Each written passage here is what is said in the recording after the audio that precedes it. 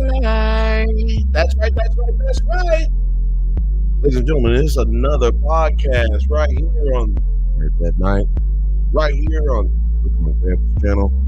It's Thursday night, so it's gotta be the Bantha Show.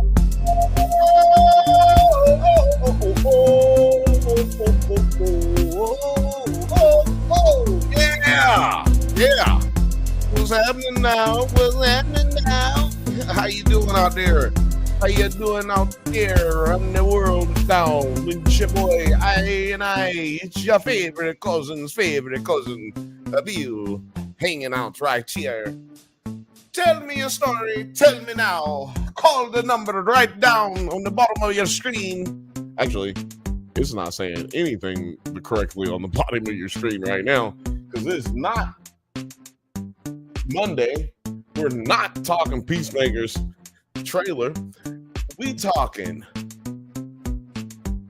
Bantha Bunch Show, Government Cheese episode 8, and we talking the studio episode 9, both of which are on AppleTv Plus.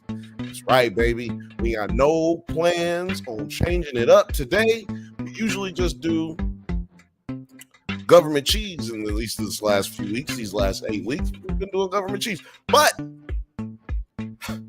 everybody's been on my head. Hey, get your butt up, man.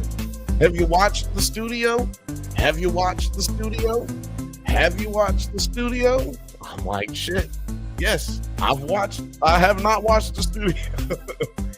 But now I can say, yes, I have. And that's what we're going to talk about tonight, y'all. Bantha says, what up, Banthas? What up, y'all? Yeah, we got some dope stuff to go over today, man. Shout out to everybody who's just subscribed on Nerds at Night. Got a lot of new subscribers. Shout out to everybody who's new member or new subscriber over on the Drunk Banthas channel. Got some new videos up on both. Got a well, first off, Philmate says, I'm so ready to hear your thoughts on the studio. Hey, that's what you're here for, right? That's what we hear, baby. There will be no shortage of thoughts for the studio, okay? I promise. But yeah, we got the studio coming up. We got Government Cheese, but we do right now have a new video on the Drunk Banthas channel and on Nerds at Night. It's called, or I guess it's, I don't remember what it's called, but I think it's how, hold on, let me tell y'all what it's called, but it's Return of the Jedi Ruined Star Wars. Did Return of the Jedi ruin Star Wars? Do y'all feel like it did? I don't know. But your favorite cousin's favorite brother, Alex, your favorite friend, Jedi Master Grayson, he put out a wonderful piece. It's only about 11 minutes long, so why would it take you? Look, man, just go over there, hit the button, make sure you subscribe and you like it when you get done. Just what you do is you pull down on your phone, hit the picture-in-picture, go on over to the Drunk Banthas channel or Nerds at Night, and you hit save to watch later.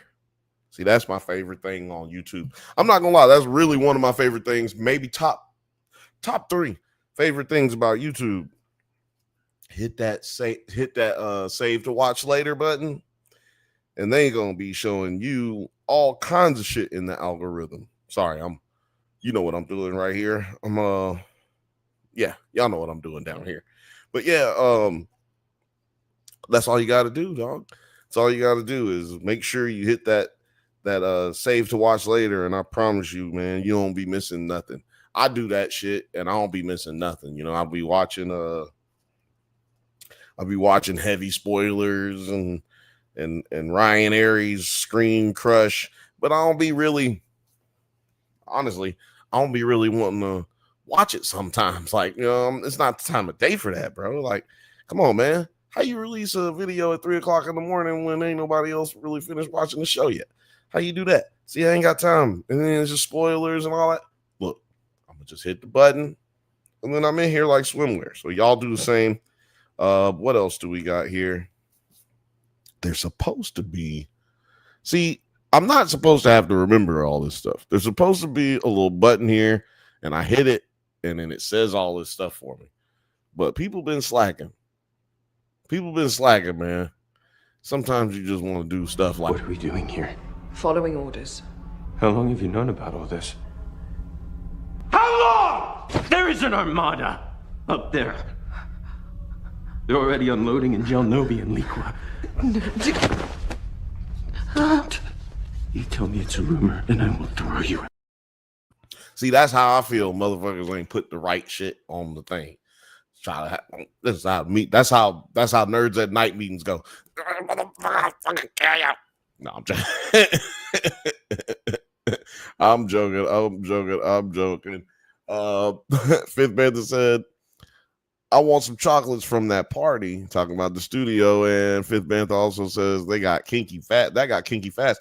I know, right?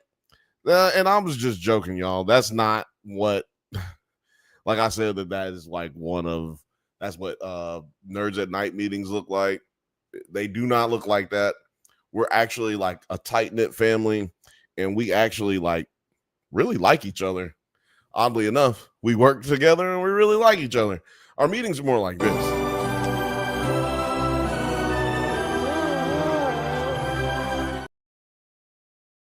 Yeah, that's how our meetings go. That's how our meetings go, boy. But yeah, I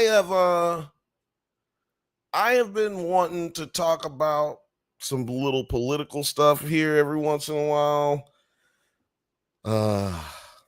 Terry, your favorite producer's favorite producer, he was supposed to come on and talk about tariffs today. And I don't know. I think I'm getting stood up, y'all. I'm about to message him right now. Like, yo, what's the deal? Shout out to Ava Seha. She just started doing like a film. Oh man, go over to her IG. That's Ava Ceja. She's got a independent movie that she just put out, and she produces movies and she's an actor as well. So go over there and check it out. Indie films, you know, we got to support them as much as we can nowadays, since there's very little things getting made out here in the world. Well, in Los Angeles especially. Let's see here. At Terry, are you coming on to talk about tariffs? Let me know. How you spell tariffs? Whatever. Tariffs. Boom. I spelled it wrong. I know. That's what I'm telling them right now. I spelled it wrong. I know. Laugh out loud. Answer the question. Yeah, because I don't like getting stood up, man. I don't like getting stood up on shit. Yeah, no, I spelled it wrong already. Wait a minute. Did I spell it right? I spelled it right. It was telling me I was spelling it wrong. Bitch ass fucking YouTube. I mean, Instagram. Autocorrect. Whatever the fuck. But yeah, man. Go over to Nerds at Night. Check out the new video on Return of the Jedi. Also go over to Drunk Bantha's channel and check out the new what's it called? Does It Hold Up episode with our buddy Vic Vega, the homie. We're talking about the two Punisher movies, one from 89 and the one from 2003. We put them against each other to find out if both of them hold up, but then which one's better than the other? You have to watch to find out. I think you'll be surprised if you go watch both of them back. I think you'll be surprised as to which one you guys would like. I'd like to know. And Terry said, "No, laugh out loud. He ain't coming." So Look at him. I had a long list of guests for y'all today, man, but not gonna happen. So I apologize. But shout out to everybody watching on Twitter as well. And shout out to everybody watching on Kick. I need to get a Kick. Hold on. I gotta get the Kick going. Because we can't see what the Kick chat is looking like. And last week, there were people in the Kick chat, and I had no idea. And I apologized to them because you guys were over here really like deep in the chat, and I just was not saying nothing. So I'm going to make sure that we're good right now on Kick. I don't even know how to get on Kick. You know? Let's see here. How do I log in? But yeah, man, I just want y'all to know, like, we really try to keep up with everything, and hopefully you guys appreciate the fact that we are new to Kick, and we're new to a lot of other streaming services that we're trying to add on right now. We're trying to get more and more going. I don't know why it says there's no video up right now on Kick. Oh, it's on Nerds at Night. There we go. Okay. Here we go. We're good. Why is it? I don't know. Regardless. Oh, this thing keeps following me? Is that what keeps happening? Yo, son. It's weird. I apologize, y'all. I apologize. What else? What else is going on out there in the world? I don't know, man. I've just been, y'all, if you looked at the thumbnail tonight, it says, well, if you're on Nerds at Night, you can't even see it for some reason. I don't know why, but if you look at the thumbnail tonight, it's basically just actually,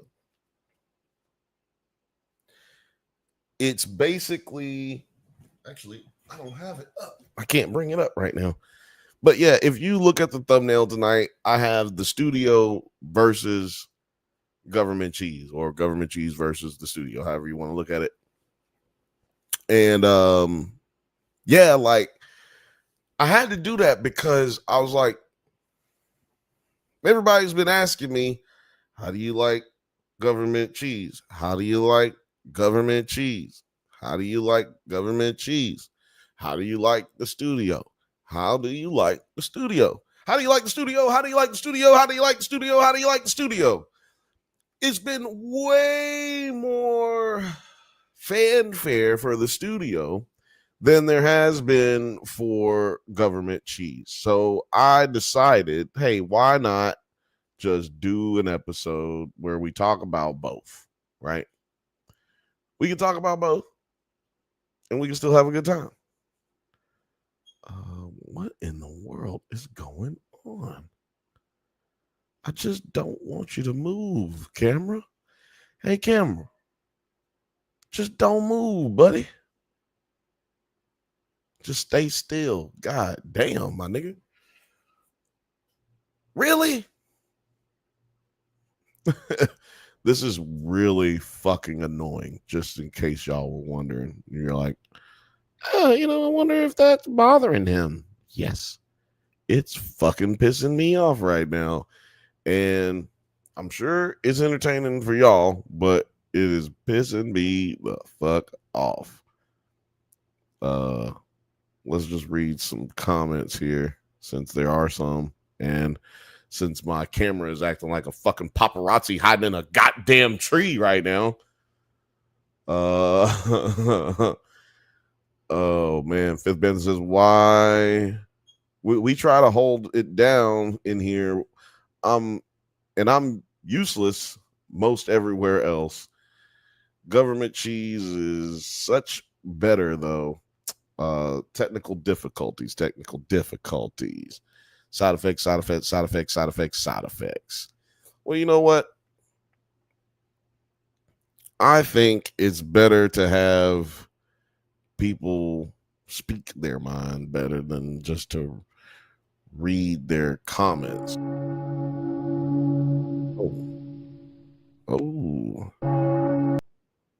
Oh, the doorbell's being rang, y'all. Hold on, excuse me.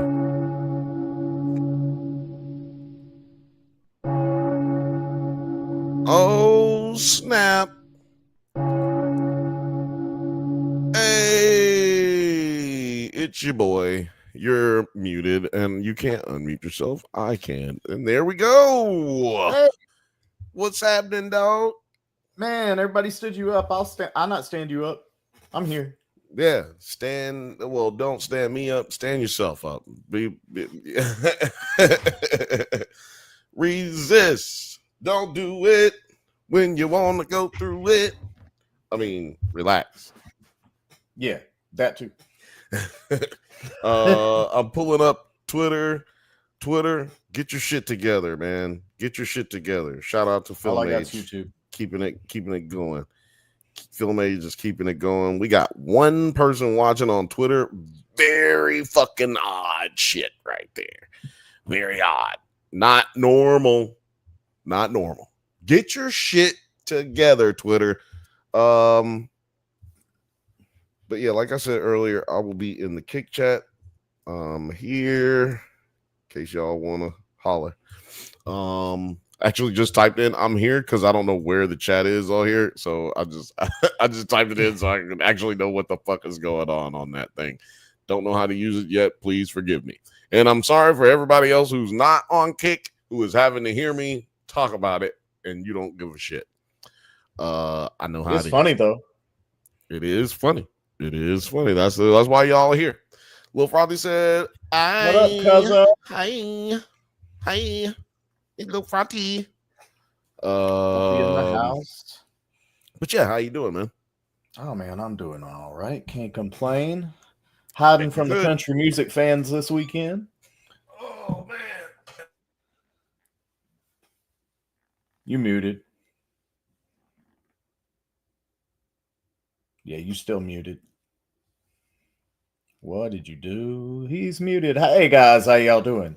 So yeah, there's a Sand in Your Boots festival down here this weekend, and pretty much everybody that lives around here goes ahead and goes to the grocery store by Wednesday, and then you just don't leave your house till Monday because it gets strange around here. I'm wondering if it's going to be as strange as it was with the Hangout Festival, but you know, being country music, it's still probably liable to be strange.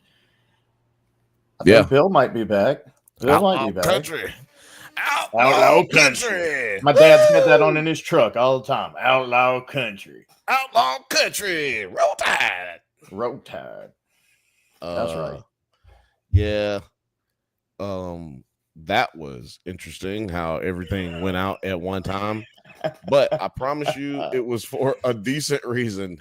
I can't say it was for a good reason, but it was definitely decent. I'm trying to pull up this photo because I am quirky and weird, and it still didn't work.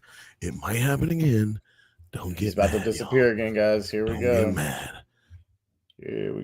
I told you he's gonna mess it up again. That's all right though. We can hang out for a little while till I run out of things to say. I can tell all the spoilers right now, and he couldn't even say something to get mad at me because he ain't even got his shit on. And then he comes back. Maybe he didn't hear none of that trash talk. Yeah. No, mic. Problem is I could hear you, you can't hear me, and that's mostly the problem. I can see you, hear you, you can't see me or hear me, and that's the problem. Now, the reason I'm doing this, and I know it's worth it for me at least, is so that you guys can see what I'm talking about here. I just want this to be presented all the time right here. But I'm fucking up right now. This is a great show. This is a great episode. Right, with the good dead air time if you're listening to it on a podcast. Dead air. Dead air, schmed air. I haven't paid for the service to be on a podcast shit for a while, so that ain't happened. Ain't no Hey, we got a thumbnail. There we go. All that just to get the picture up. Hey, man. You work for it. You gotta work for it.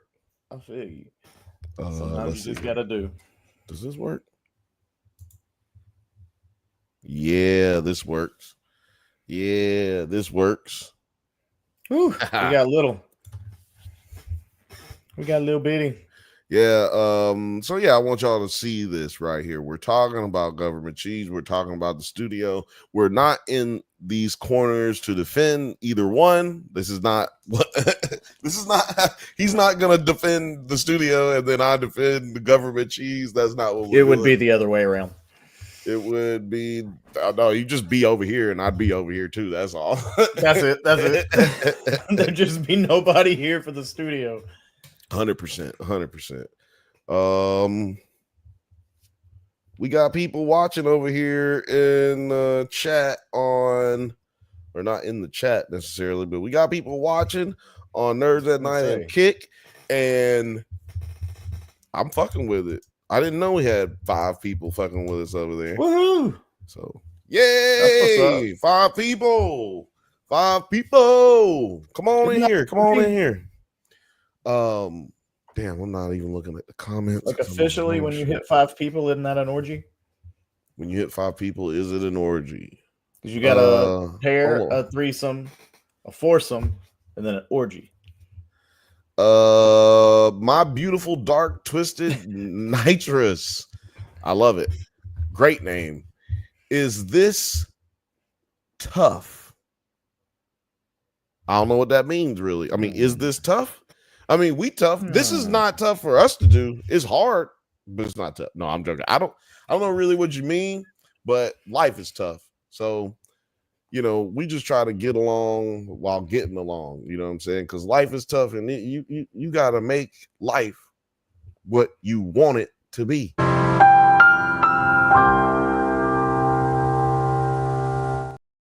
Yeah, and if your steak is tough, you need a new steak.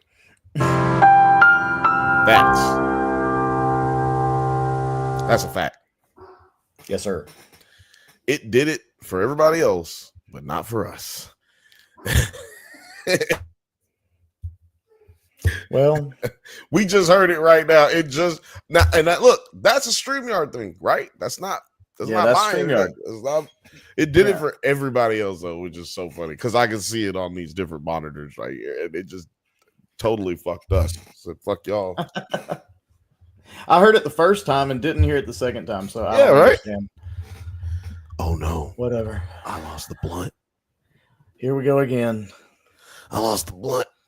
You just need that technical difficulty screen over and over and over. 100%.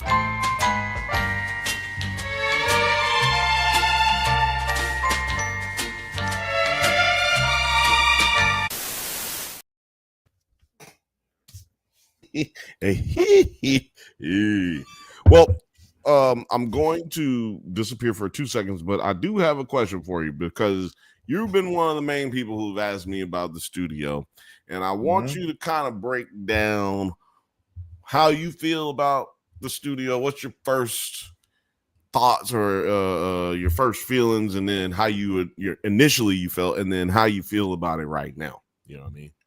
That's what's up. I guess that overall, I don't hate the studio. I don't love the studio. I think it's mostly Seth Rogen's fault because I can't stand Matt Rimmett. But, you know, they've done some really cool stuff here and there with the behind the scenes shooting and things like that. And I mean, obviously what we're going to talk about tonight, but yeah, they do some stuff. Some teams, man. They do some teams. Yeah, man. It's an intense show, but it's also just mostly watching Seth Rogen whine the whole time and be stupid and in the way, and it's not funny. Like everybody else is funny, he's not funny. That's where I'm at with it. And it's like I like it, but I don't like his character. So he's either being a very good actor or he's just ruining the show. It's A or B. And possibly C, both of the above. Yeah, could be C. Could be C. You never know. Could be C. NBC. ABC. ABC. Easy as 1, 2, 3. After these messages, we'll be right back. Back. That was ABC, right? I think so. Yeah, that was ABC. I don't remember, man. I just turned on the cartoons. My initial thoughts on the studio was that I felt like I liked the first episode. I put that was in my notes. I liked the first episode. The second episode was really bad. It was not good. It was bad. And then I was like, well, I'm gonna have to yell at Morgan and Film Age. Told me to watch this show. It fucking sucks. And then I watched, but I was like, I'm gonna watch all these episodes, regardless the if third this is episode pulled you in. It was not as bad as 2, but I had the same problems and reservations. That was my issue, really. It's like, yeah, Seth Rogen plays one character over and over and over. I like again. Seth Rogen. I like him too, but he's just one character. I mean, but I like there's nothing about Seth Rogen necessarily that I don't like in any way, shape, or form. Same boat. I'm talking about even in this show. Even in this show, I don't dislike him. I just dislike his character. Yeah, Matt Remick. I like him usual because he's funny, like Pineapple Express, things like that. He's hysterical. I think it's more of a Hayden Christensen. What up, BGP? I see you in the chat. I call him Hayden Christensen. Christian Haydenson is what I call him. Oh, you sound like an old man getting with the hurricanes. I've been waiting on my beautiful dark twisted nitrous to tell. I almost said nuts. I've been waiting on my beautiful dark twisted nitrous to tell me what he's talking about with this. Is this tough? If you're talking about streaming, dog, it's tough. Yeah, I have to get up every day, do something to prepare for Monday or Thursday or Saturday and Sunday because we record Does It Hold Ups on Saturday and Sundays. And then Wednesdays. Oh, yeah. And Wednesdays we record the round table discussions for you on Nerds at Night. So it's always going down. Shout out to Books, Gers, and Purrs. Shout out to Books, Gers, and Purrs. Getting back to the show, getting back to the studio. Film Age in that respect. But Film Age says, I love Seth's character. He represents what's wrong with Hollywood. No.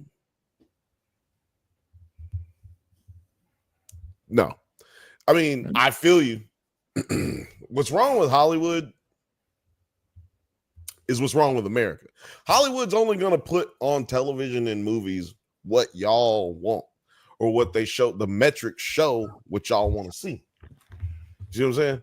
Like, oh yeah. If the metrics, you remember Master of None? Is that what it's called? Yeah. With what's the Indian guy's name? They tried to cancel him. What's his name? Man, I smoked. I'm not good with names when I smoke. Dude's name. They tried to cancel him. He was he's a comedian. He was in Observe and Report. Oh shit. This chicken fillet is fucking delicious.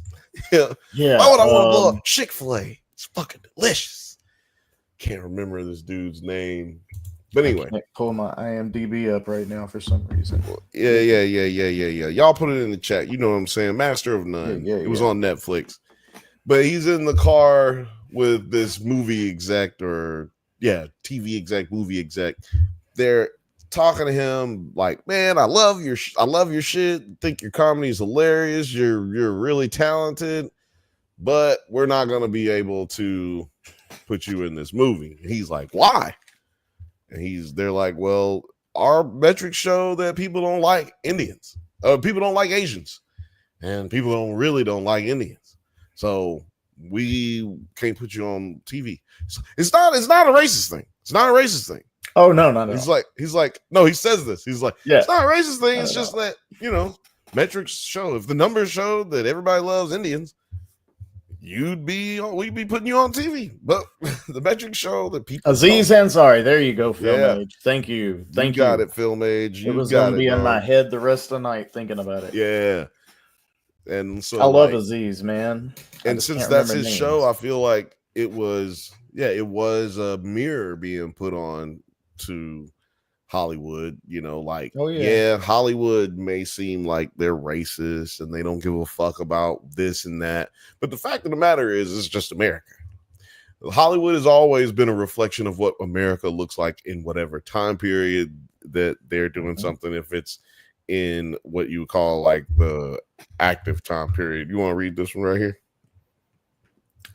Film Age said that Kool-Aid casting episode is one of the greatest episodes of any show. LOL, such a mirror episode.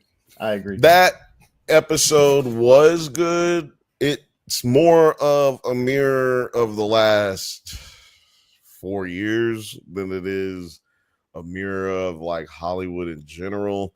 And Hollywood's been struggling, honestly, since 2012, 2013, when other states started giving away or providing tax breaks for other projects to be made in their states and in their cities. Georgia's gotten big. I.e. Georgia, i.e. made in Georgia. Like, you see that on everything these days. Like, not just what you used to see it on is Adult Swim and Toonami type shit. You didn't never see it on like, a regular television show. Saturday morning cartoons. I mean, really, you don't even see it on that. Like, really, like, but you see Made in Georgia a lot more than you used to. Point being, yes. Hollywood does do their fair share of parsing and placating, but I think they use numbers. Hold on, I'm gonna let you go. They use numbers just like in anything else. They're using the numbers that show them what people are actually doing or saying to go based off of what they should do going forward. You can go ahead. Yeah. I agree with that. I think that what we really have is a situation where you see how they're trying so hard to not be racist and not be sexist and not mess it up. And it just seems to me that it kind of puts that human element on things so that when you see something and you're thinking, oh, this is racist, you should sit back and think, hey, this might be a bunch of idiots looking at a whiteboard and trying to figure out how to make this least as offensive as possible. Yeah, words are hard. Words are hard. Oh, that brings us, you know what? I'm going to just leave this up since, am I skipping just a half a second? But I'm going to leave this up. Every time you say, words is hard. Every time something fucking happens. Maybe that's what he was saying, man. Y'all keep fucking up a lot. Is this tough? We do. Yes, nigga, it's tough. It's tough as hell. It's not the sober Banthas. No, yeah, man, it's not the sober Banthas. It's not the sober Banthas. You got to find that somewhere else. Look at it, bro. It's the drunk Banthas. It's the Bantha bunch. So it means it's a bunch of drunk Banthas bouncing badly. But I don't know.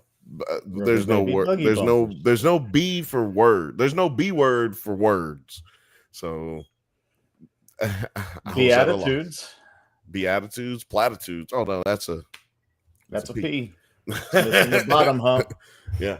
Well, yeah. But yeah, cool. Film Age, I will agree.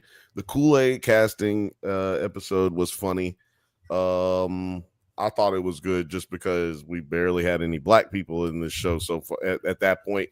And I was like, all right, cool. We're getting some black people. Like, we had Anthony Mackie. He's a safe black dude. He'll tell you that. I'm the safe black dude. Yeah, he works very hard to keep that. He will let you know that is his role. There's no reason for him to step outside of that lane. That's why he's getting money. I'm not mad at him. Film Age says it's not the sober band. AC said babbling. Yes, like a brook behind your house. Yes, like what we do here for 2 hours on YouTube. Shout out to everybody. Please like and subscribe. At first, I thought that's what AC was saying, like babbling. Y'all are just fucking babbling. But that is a B word for word. I'll fuck with it. Basilisk blood. Sorry, guys. My dog just walked up behind me, puked on the floor, ate it, and walked off. It was kind of. Hey, man. It don't get no better than that. Right? It don't be no better than that. Tell that dog, man. Go outside, nerd. Tell that Get dog, out. go outside. I ain't got time to be distracted by your worthless chime-ins. Go. Yeah, exactly. I got one in the hallway being timid and the other one puking behind me. This is stupid. Yeah, that sounds terrible. Dogs, they said. It'll be fun, they said. Yeah. You know, all you got to do is take them out every once in a while. Yeah, boy. Yeah, get a backyard. Then you don't have to take them out. You can just open the back door unless your dog eats all the poop in the backyard. Then you got to go walk around the backyard with her every time she goes out. Facts. Should have got a penguin.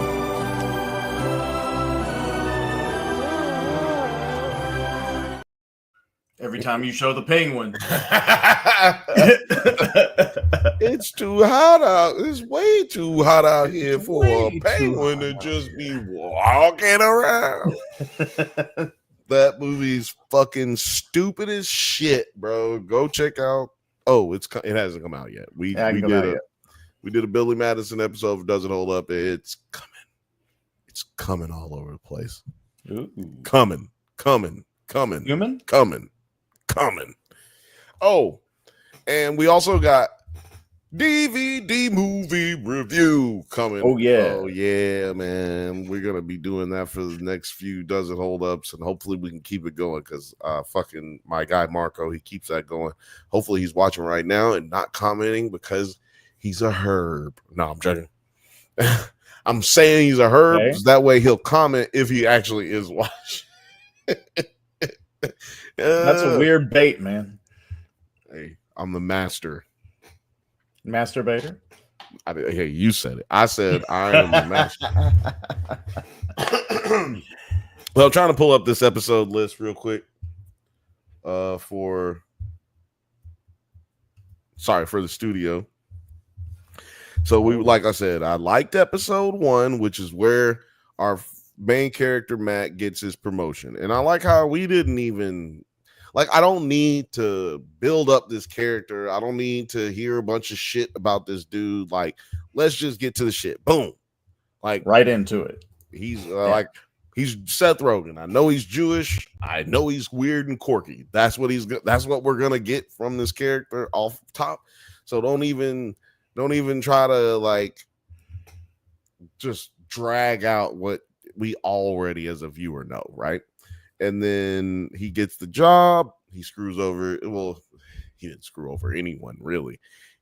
His ex-boss, who was fired, gets screwed over, and now his big boss, his boss daddy, is his boss daddy is basically taking the Hollywood corporate machine and putting it right slap dab on his creative dick and telling him, who gives a shit about your creativity? I don't give a fuck about your creativity. I want good shit. So, which he wants good shit, meaning he wants money.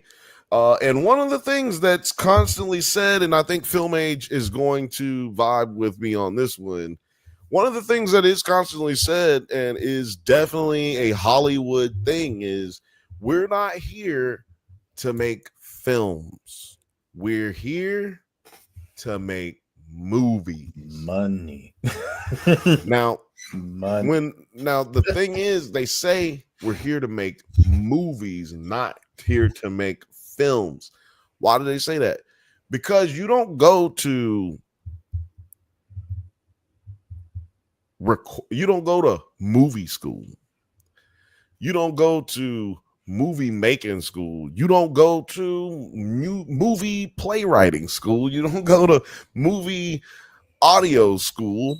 You go to film school. You go to film script writing. You go to, you know what I'm saying? You go to at worst you're gonna go to playwriting if you're a writer, but like, why is that bad? Well, I mean, at worst, as far as the changing of the name, you know what I'm saying? Okay, like, okay, as far as getting off the reservation of movie or film, like, okay. At worst, you're just gonna be talking about playwriting because we're on stage now, right? Right. But like, you're here to make films, not movies, is supposed to be the idea. But we're here to make movies, meaning we're here to fill up theaters. We're here to get maximize the amount of theaters that we can get for one movie. So the runtime needs to actually not be 3 hours long. So just so y'all know, studios pay a premium to put those types of movies up because theaters do not want that. It's also audiences don't want that. That's Lord of the Rings is a great example of why they still do it. It's because, like, to a certain degree, people will stay and watch, but it's got to be one hell of a movie, right? Like, it's got to be something people have. The fanfare has to be there for it, right? So because the studio has to approve it, because like I say, they base these things, as you saw in episode 3. Which episode? I think that's episode 2. Where'd I put my fucking phone? I think that's episode 2. No. Episode 2 is the one I absolutely fucking can't stand. Is that the one where he's going on the set? Yeah, episode 2 is that drives me crazy. I can't stand that episode. Episode 3, though, is the one with Anthony Mackie. That movie was too long. The Ron Howard movie was way too long, and nobody wanted to tell him. But that just goes to tell you that they weren't planning on that movie being that long, and then there's no way in hell it can be that long. And they talk about it. Look, I did the numbers. The runtime on this lowers us 3 theaters. So like, you basically probably only get 3 showings in one day, because that's 9 hours. I mean, you could potentially do 12 hours of movie. Well, the movie theater opens at what, like 10:30, 11 o'clock? Like, they just have to stay open till 2. Right. It's like, no, man, ain't nobody trying to be here. Sure you don't want to stay till 2? No, bro. I'm not trying to be here because I'm trying to go home. If I've been working all day, I'm not trying to be at the movie theater sweeping up popcorn at 2 o'clock in the morning. And it really wouldn't be till 2, because you wouldn't be able to probably get longer than a 10:30 showing or a 9:30 showing. Or later, I should say, not longer, because they still got to clean the theater. They got to reset everything. Like, everything has to be everything. So, yeah, all of this is taken into account, ladies and gentlemen, when you're talking about setting up a movie budget and how much will the movie make and everything. So, yes, that scene in the Kool-Aid episode may have seemed overly litigious and placating, but it's just a part of, hey, I want to put this movie out and I need to make a lot of fucking money. The Godfather famously didn't want to make that. The studio did not want to make The Godfather. They forced it through. The people who really believed in it artistically. The people who believed in it artistically. Shout out to Bob Evans. They actually shout him out in this show. And man, that I don't want to say it is, maybe it's just a recreation, but the head studio, or Matt's, Seth Rogen's character, has an office that looks almost identical to what Bob Evans's office looked like in what was that show that was on Paramount Plus that was talking about the making of, it was a retelling of, or a what do you call it? A biopic almost of biopic, Yeah, of how they made The Godfather. What's it called? I watched it and can't tell you what it's Yeah, called. I watched the whole thing. Can't remember the name of it. But something about something you can't. Something I don't know. I can't remember. I tried. It was 12 seconds of trying. I'm not doing it anymore. You gave it an effort. Yeah, I gave it that effort. Damn, I forgot what my point was. But my point was I think that they're trying to make this fake movie studio basically like Paramount. Yeah. It just kind of gave me those vibes. It doesn't really give me Warner Brothers vibes. I've been on both lots. Never really seen. There it is. There it is. Coming through Film clutch age tonight with all the stuff we can't remember. Honestly, we could have just looked that up, but damn. Sorry, y'all. We could be better, but we weren't. Oh, it was The Offer. For those that aren't,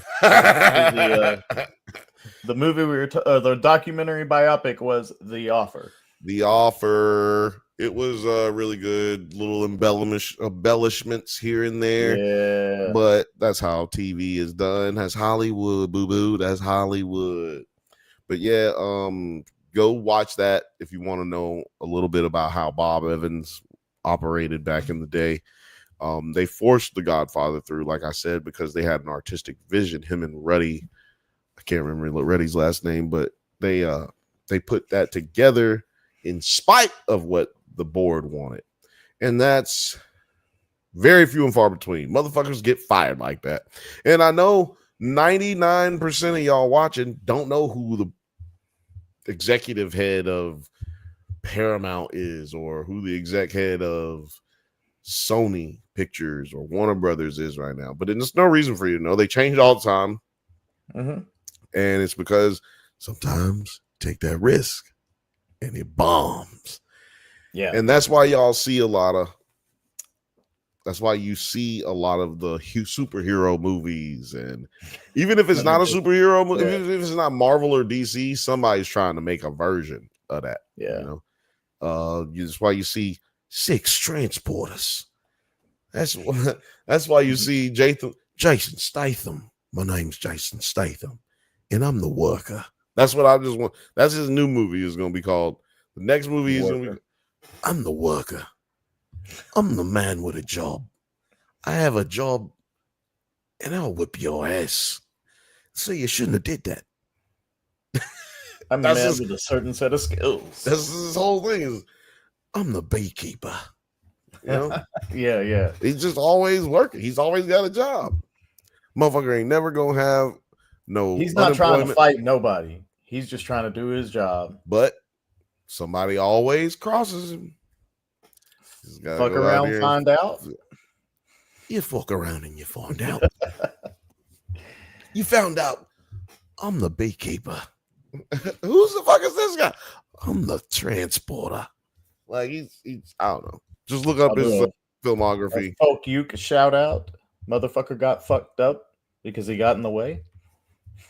Oh yeah, well that's not the and they're no. What I was gonna say is the more you know button is too far away from me. That's all I was gonna say. Da, da, da, da. Yeah. I can't hit it for another 30 minutes at least. Button's got a cooldown factor on here, too like hot a to touch. Yeah, like it's fucking was it Call of Duty or some shit? No, if it was Call of Duty, you just hear an endless string of bigotry and anti-Semitism and hate. And that's how you know you're online. Right. Okay, so episode 4, right? I don't want to talk too much about episode 2. It just pissed me off. I really don't like it, period. Why don't I like it? It's based and fundamentally focused on a one-shot, which that's all this show is. This show is the incredible, uncanny fucking desire to have a one-shot in every fucking episode. And Yeah, that bugged me. Now, the other thing that bugged me, which is not really noticeable until right here where I'm talking about. The other little trope that they do that's noticeable, not noticeable rather, until like episode 3. No, episode 4, where the missing reel, where they lose the reel at Olivia Wilde's shoot for her movie that she was doing at their studio. Now, what's funny about that is it plays off of the fact that I forgot the movie with her and Lawrence Pugh. That movie set had some crazy drama, crazy reshoots. People quit and came back because they said Olivia Wilde was a fucking bitch on set. Oh, wow. She was extremely demanding. Then also, what's that white boy's name? That's like a Harry Styles. Oh, he was on set. Everybody said he was fucking toxic and pain in the ass. I think Florence Pugh's the only person nobody said that they didn't like or had a problem with, but it was just all over the place, dude. Like that whole show. I mean, that I'm shoot. glad I missed all of that. Well, you didn't know any of it until like all. But I missed the movie too. Oh yeah, fuck. Well, I would not. The movie's not bad. The movie's not bad. Okay. Not a lot of Harry Styles, even though they basically. I don't mind Harry Styles. He's a nice guy. He seems like a nice guy. I'm just talking about his acting. I think this is like the first thing he was actually acting in. Yeah. So, but I don't know the nigga, so I don't care. I was just talking about he's one of the focal points of him being the asshole. Oh, and Chris Pratt was in it as well. So apparently him and Chris Pratt didn't like each other. Like it's like these little beefs that apparently were happening on set. Apparently, Anna Faris and Chris Pratt stopped liking each other too. What is it, Chris Pratt? Wait a minute. Maybe I'm talking about Chris Pine. Chris Pine. Chris Pine is Captain Kirk. Yes, Chris Pine. He was the one who was he was someone in the movie with Harry Styles. Apparently him and Chris Pine. Harry Styles and Chris Pine had a little issues with each other. I don't know what the deal was, but point being, there was a lot of drama on that set. And that is what this episode is meant to reflect. And it's funny because they had Olivia Wilde on the actual that was amazing. I'm so glad they did that. And that's the best part about the studio is that they have everybody on it. And it's really them, not somebody pretending to be them. And it's just cameo after cameo. Yeah, but then they have people pretending to be people. I mean, yeah, that too. It's just what makes it more interesting to me is like, oh, this is you don't know who's who when you see them. You don't know if they self or if they playing a character. Like the dude who's playing the agent for everybody. He's like Seth's friend, or I mean Matt's friend, but he's also agents for everybody. He's Zoe Kravitz's agent. He's been in a lot of shit. Fear and Loathing in Hollywood, I think is what I'm saying, is one movie he's in. Or wait, is that Las Vegas? No, Fear and Loathing in Las Vegas. I think he's in that too, and he's in something Beverly Hills. Damn, I can't remember the name of the movie with Marissa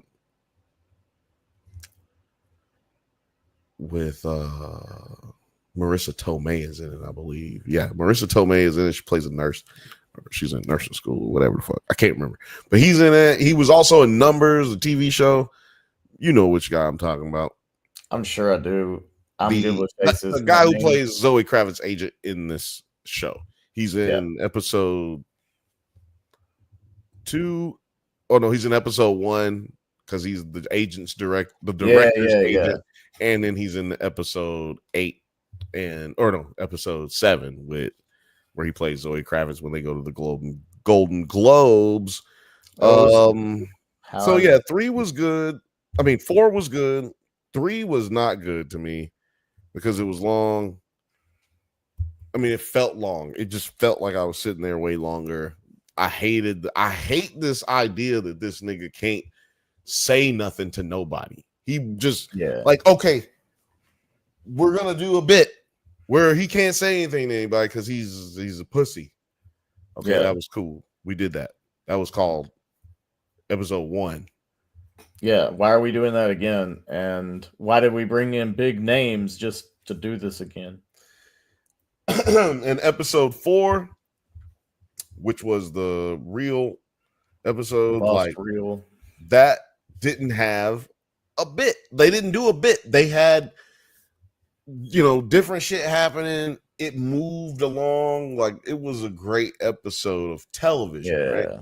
And then you have The War, which is another good episode, episode 5, separating. I liked episode 5. It separated themselves from the main story, right? Like, we don't deal with Seth Rogen's character that much.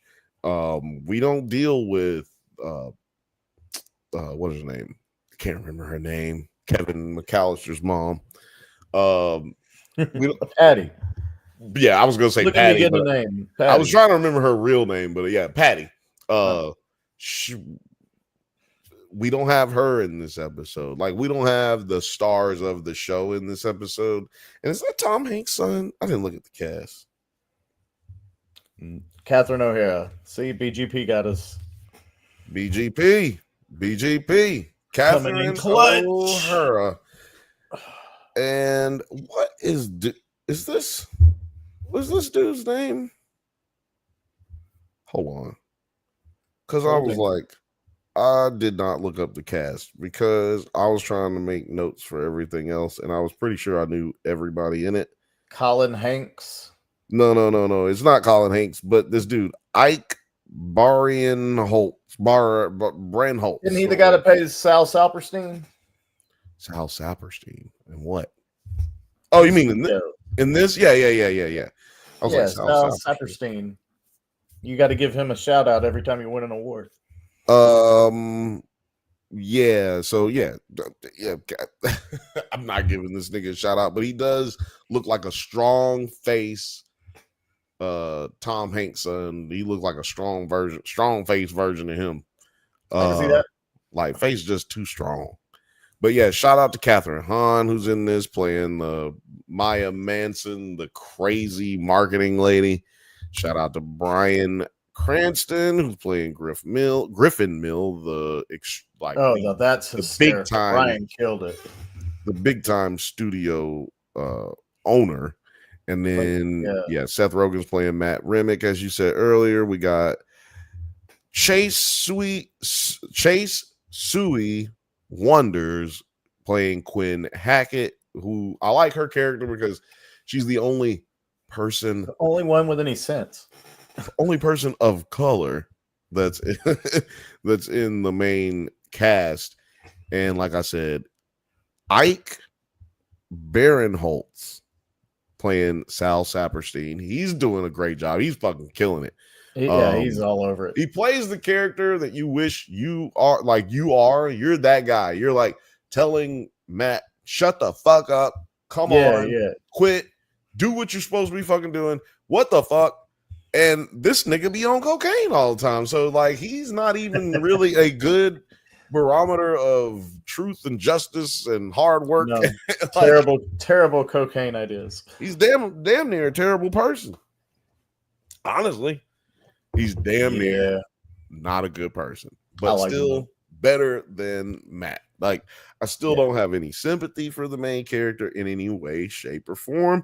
And also, Catherine O'Hara, just like Book, Skurs, and Purrs said, main cast members that we have here. Excuse me, sorry. But anyway, as I digressed because I was talking about these episodes, because I wanted to get to episode 6. So like I said, episode 5, War, really good episode. When he threw that burrito at Quinn, Sal Saperstein lost his goddamn mind. When he threw that burrito at Quinn, I was like dead, bro. I was nothing. Yeah. I was like, dude, I'm nothing right now. Like, sleep. I'm sleep. Right. It was Gut great punch. because motherfucker hit him in the face and he just why not stop the golf cart? Nigga just keeps hitting the golf cart and hitting the gas of the golf cart and just bang. Because it's not as funny if he stops the golf cart. Oh man, it was great. And then the whole set came crumbling down. It was amazing. Broke I gotta everything. rewatch it because I watched it on my phone that episode, so I gotta rewatch that. Oh yeah. You gotta watch it on this big screen. Deliberating dog face dudes says pro cheese represent. That's what I'm talking about. We pro cheese over here too, but we're gonna break down studio first because we haven't been talking about that the last 8 weeks. We've been talking about and it's a get it out of the way kind of thing. Yeah, man. I like it, don't love it. Man. Ooh, Cadell Fistro has a good question there. Shout out to Fidel Kistro. Also, shout out to Deliberating Dogface Dudes. I like that name. That's fucking dope. Deliberating Dogface Dudes. Deliberating Dogface Dudes. Deliberating Dogface Dudes. Try to say that 3 times fast. That's fucking crazy. My guy, you just became a vocal warm up. Yeah. Awesome, man. Glad to have you, Cadell. Cadell Fistro said, "Where's the vodka? I liked and subscribed." That's what I'm talking about. Big dog. Yes, sir. If you were here about 2 months ago, I would have hit the applause button for you, but it's broke. So right now, can't hit much in the.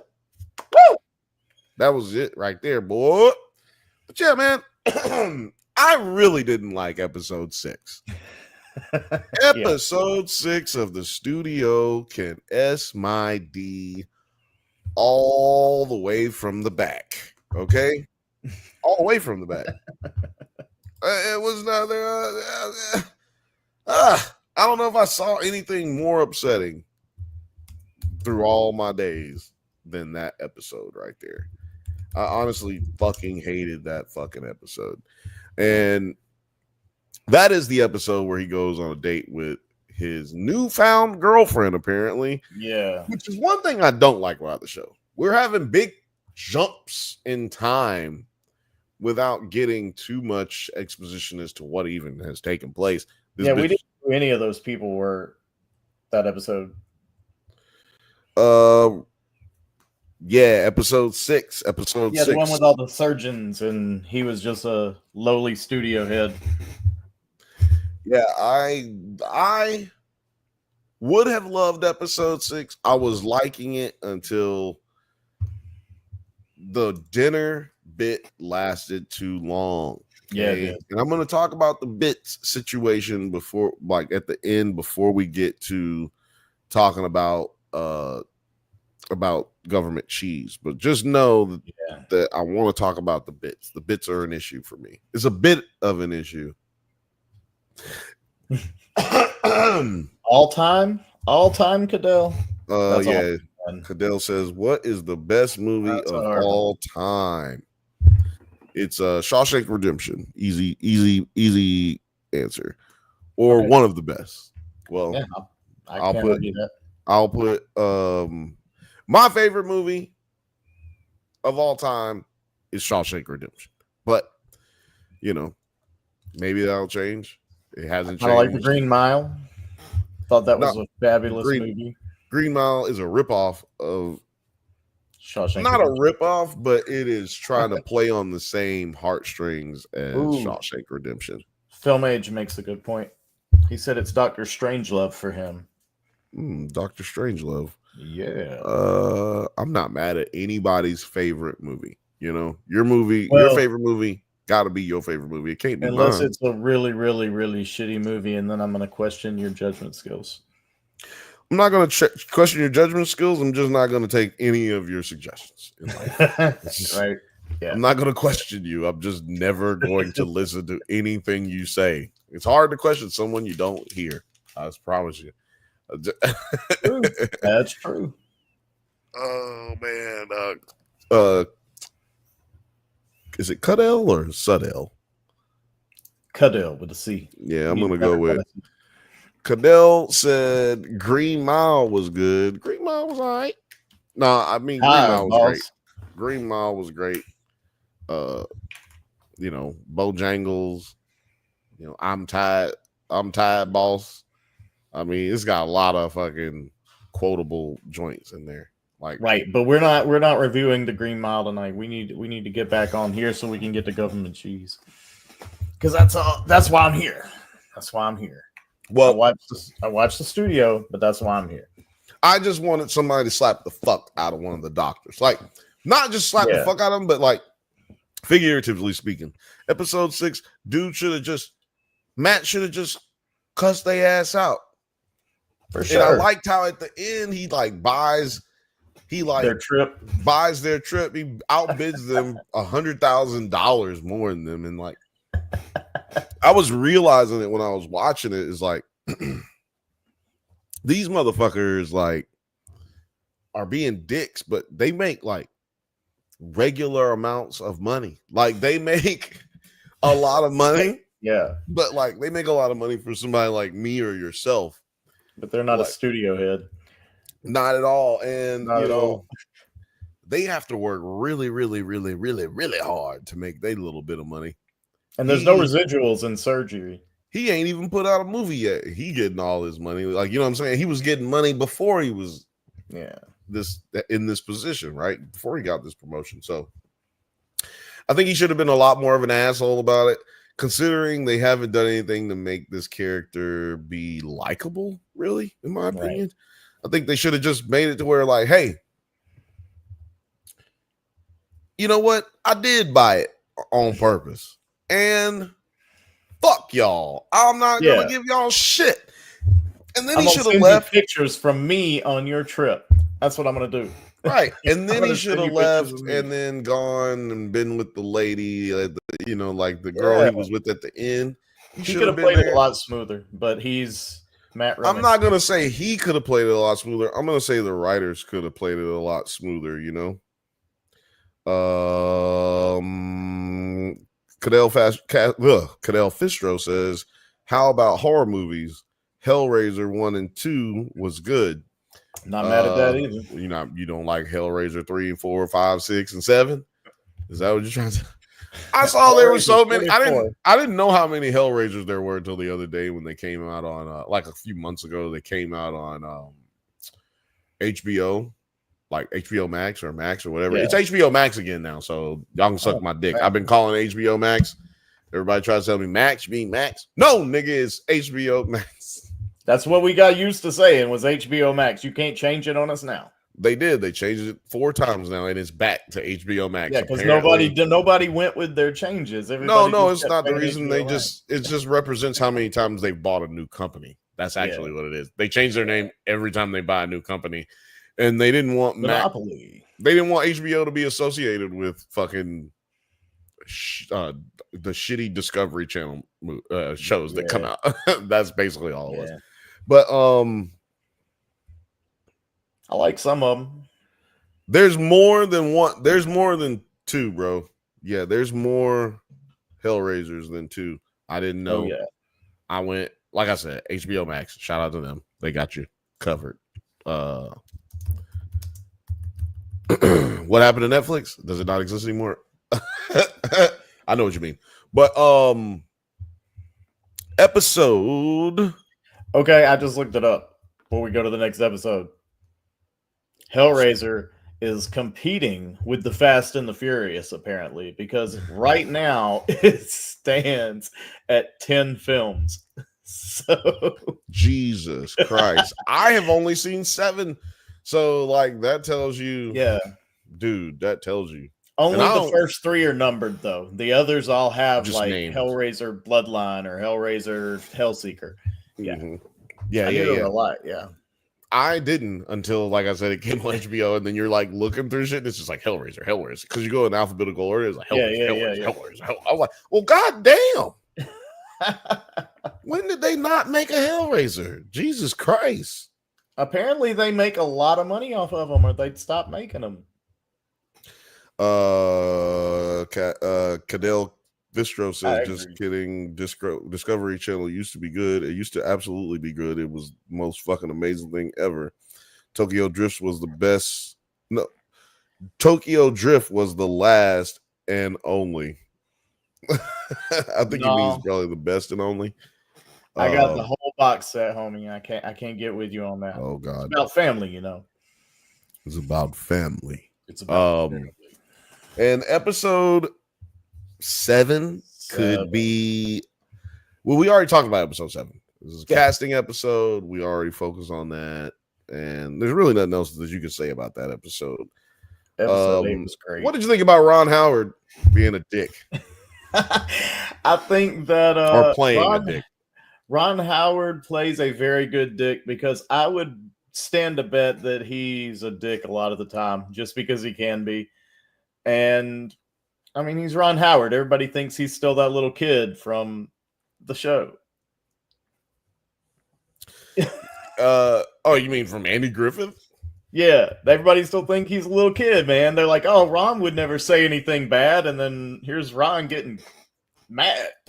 Well, I will say that is this, like what Matt in the show mentioned, is like kind of the scuttlebutt that he is known as the most nice human being in Hollywood. Him and like Steven Spielberg and like, yeah, never meet your heroes. Well, no, I'm just saying they are allegedly really dope really people. Nice guy. So it was really great for them to show something juxtaposing that and like really build it up to where we didn't even know that it was gonna happen that way. It was like, is he just scared? Is he just being a bitch? Because they had established that he is just a bitch. He is just a bitch, and he just has to be thanked. He just has to be thanked. So it could be that, but yeah, no, Matt, he got on my nerves in that one too, because it's like, just fucking say something. Zoe should have hit him in that one. That would have made that whole episode better if Zoe Kravitz had just clocked him one backstage. Oh no! I'm talking about the one Ron Howard episode. Still. Oh, you're still back on there? Okay, yeah. But but we can go on to the Golden Globe episode because I've never had the opportunity to go to the Golden Globes. Just for those who maybe want, I know y'all be thinking, you know what I'm saying, like, because the smile, my invitation got lost in the mail. Yeah, you know, my smile and shit. You know, and this is the best show in late night. Y'all know how it is. Best show in late night right here. Ain't not one better than this one. Would you say Cadell Fistro said Ron Howard? Just happy movies. Ron Howard, man, yeah, he's in this. He's in episode 4, so y'all check that one out. But he makes great movies. Golden Globes episode was interesting to me. It's the movie he made. Now he has a movie out that he made that Zoe Kravitz is in. That's another part of that's another part of what I was talking about, like the time jumps where they don't explain the movies that we're going into. Like, you don't know what happened between where the last episode ended and this one began. It's like a huge, what is going on? Who are these people kind of thing.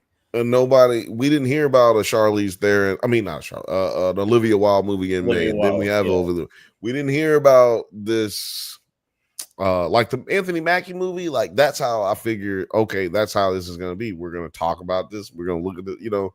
Yeah. But they just jump. Yeah, it's okay. It's okay, but like, this one was a little odd because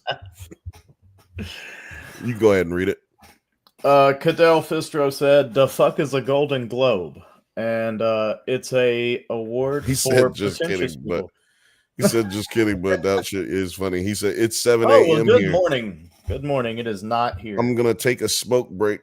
This is getting interesting. Yeah, boy. Cheers. We ain't even got the government cheese yet. Cheers, dog. Cheers, dog. I got a little what's this? Bourbon? I don't know. No, this is rum. This is from Bogota. It's juice. Cheers. Yay. Got a little yak. I mean, what is this? This is just rum, right? La Heracha, and it's fine aged rum from Colombia. Yeah, Colombia. They know their drugs. Let me tell you something. It has got me going. It has got me going. That's right. Cadell Fistro, he's our third host right now on the on the Bantha Bunch show right now. Can I show it? Yeah, I can show it. Is that too much light? The words aren't going to come through though, but it's a really cool seal. No, too much light. Yeah. We'll put it right here. Like a little parrot on your shoulder telling you to do the bad things. Irony, matey. The rum tells me to do the angry bad thing. Why is the rum always gone? Because we drank it. Yeah, because me be thirsty. There's no hole in the barrel. It is a cool seal, and I tried to pull it off because I have another one. It don't come off, man. That shit is hot waxed on that bitch. I'm gonna use it as a stamp one day. There you go. I'll stamp it and then send it to all y'all. Like, you need to get a signet ring. Here goes your t-shirt, and I just stamp the t-shirt. By the way, we got merch in the description. Go ahead and check out the merch, y'all. It's good merch too. It's good merch. Got a lot of it. Oh, where did you get a pirate flag emoji? Jesus Christ. My God. He said it's 7 o'clock, so he must be over there on the Europe side, right? Yeah, he's got to be over there because our boy James, he be over there. Like, he'll show up sometime. Shout out to James. Hadn't seen James in a minute. We're the best late night show in America, but we also are the best morning show in the Europe, baby. We're the best morning show in all of Europe. Don't let nobody tell you something different. I bet none of your morning shows are drunken. Yeah, right. Cadell Bistro, let me know if there's a comp to the Golden Globes. Somebody, an award over there where you are that does television and movies awarded in the same award show. Anyway, moving on. We'll get back to it. Yeah, I don't like the Golden Globes. I always think that the Golden Globes is fucking tacky. I don't watch any of the shows. It's just kind of boring. It is a smaller crowd, and I do kind of appreciate that as a comparison to the Oscars. But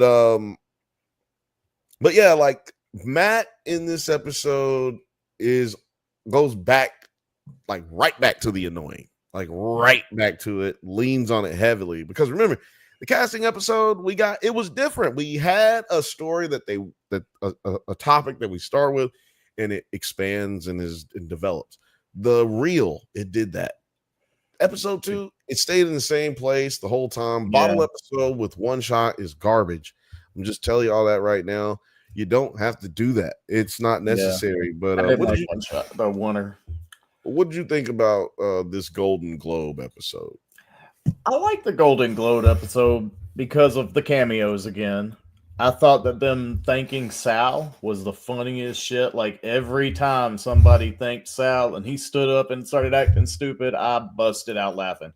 And I was watching that episode by myself. So you rarely laugh when you're by yourself at funny stuff. But yeah, I was out loud laughing on that one for real. So I love that. I just don't like Matt Remick. I'm not rooting for him to win. I'm not, I don't like him. I like the whole rest of the cast, but I don't like him. And I'm not saying I don't like Seth Rogen. Preface again. I'm saying that I don't like his character, which means he's doing his job. So yes, because Seth might be watching. So we love you, Seth. Friend of the show.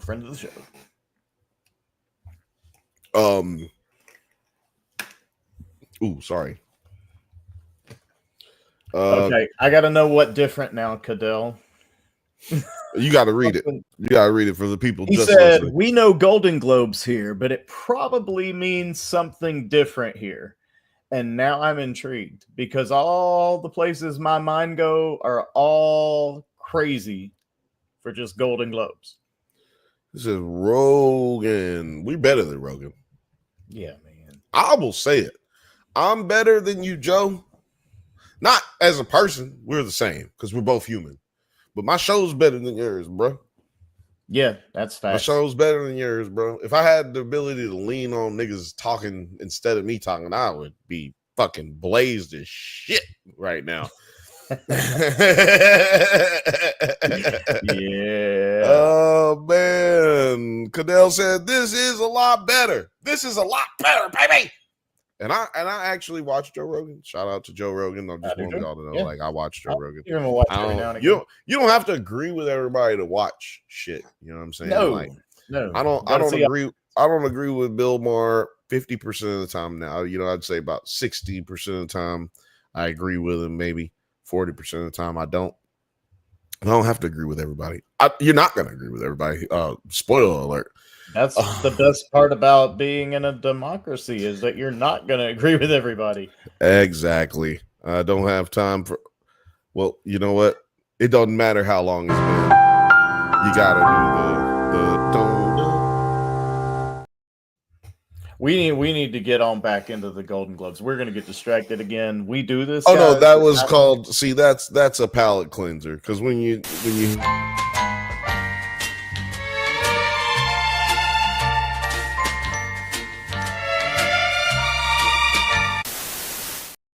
That's how you know to get back to the shits. You came back as an icon. I don't know how that happened.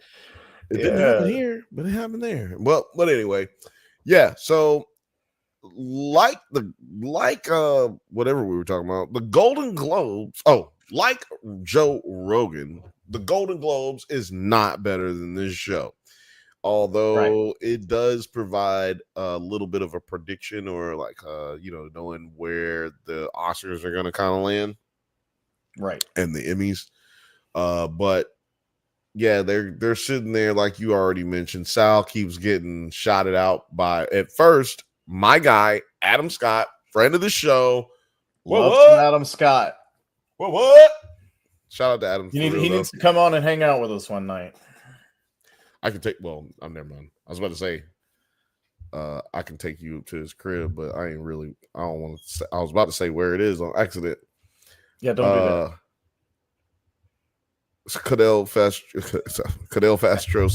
Fistro says, you need to be flexible.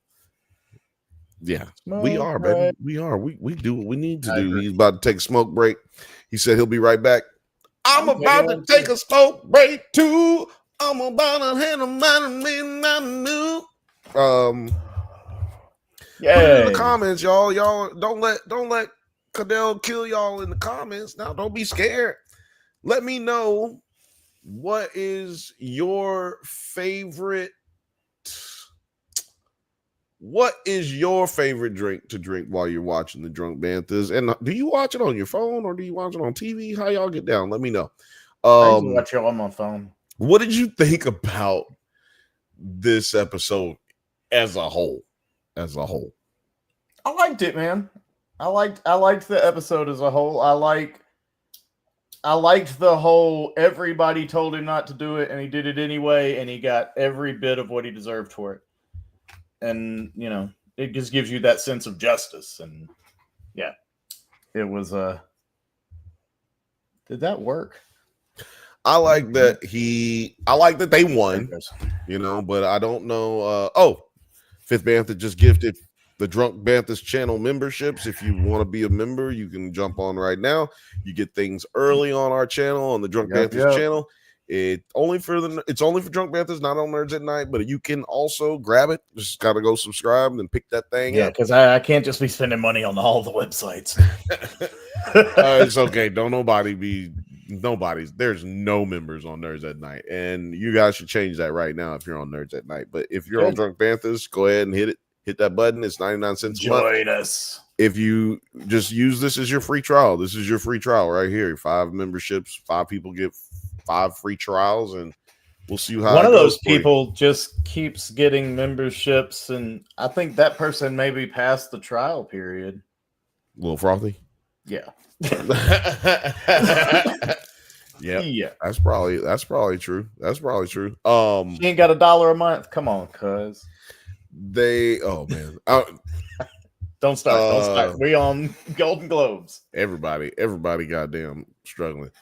But yeah, my Golden Globes episode was good. It really is just setting up the next episode for having Zoe Kravitz getting fucked up on drugs.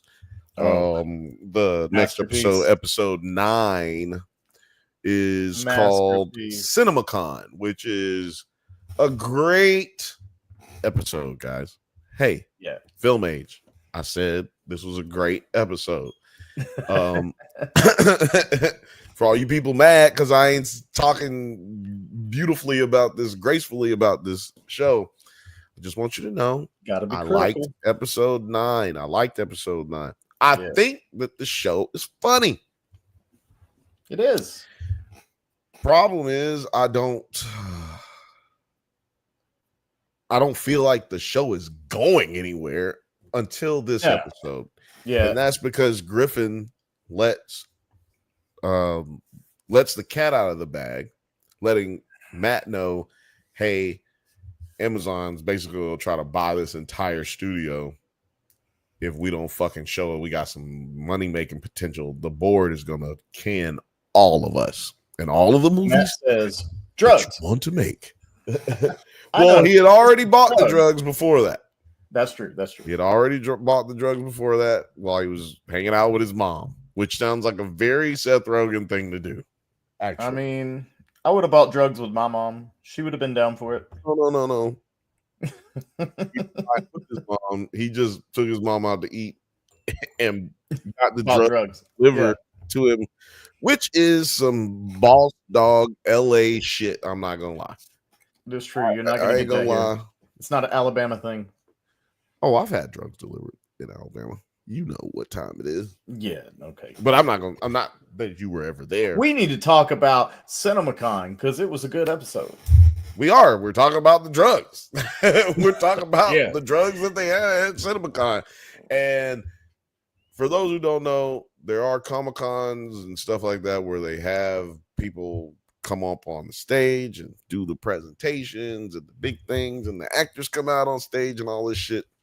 Yep.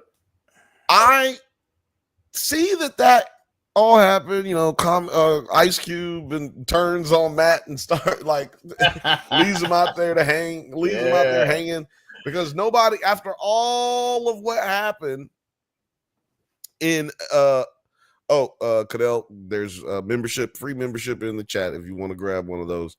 But after man, they already got swiped up. Okay. After I can see where they went. After all of that had happened before, where was it? My phone. Like, after all that had happened before in episode 7 with the casting episode, them worrying about, is this going to be good? Is this going to be appropriate?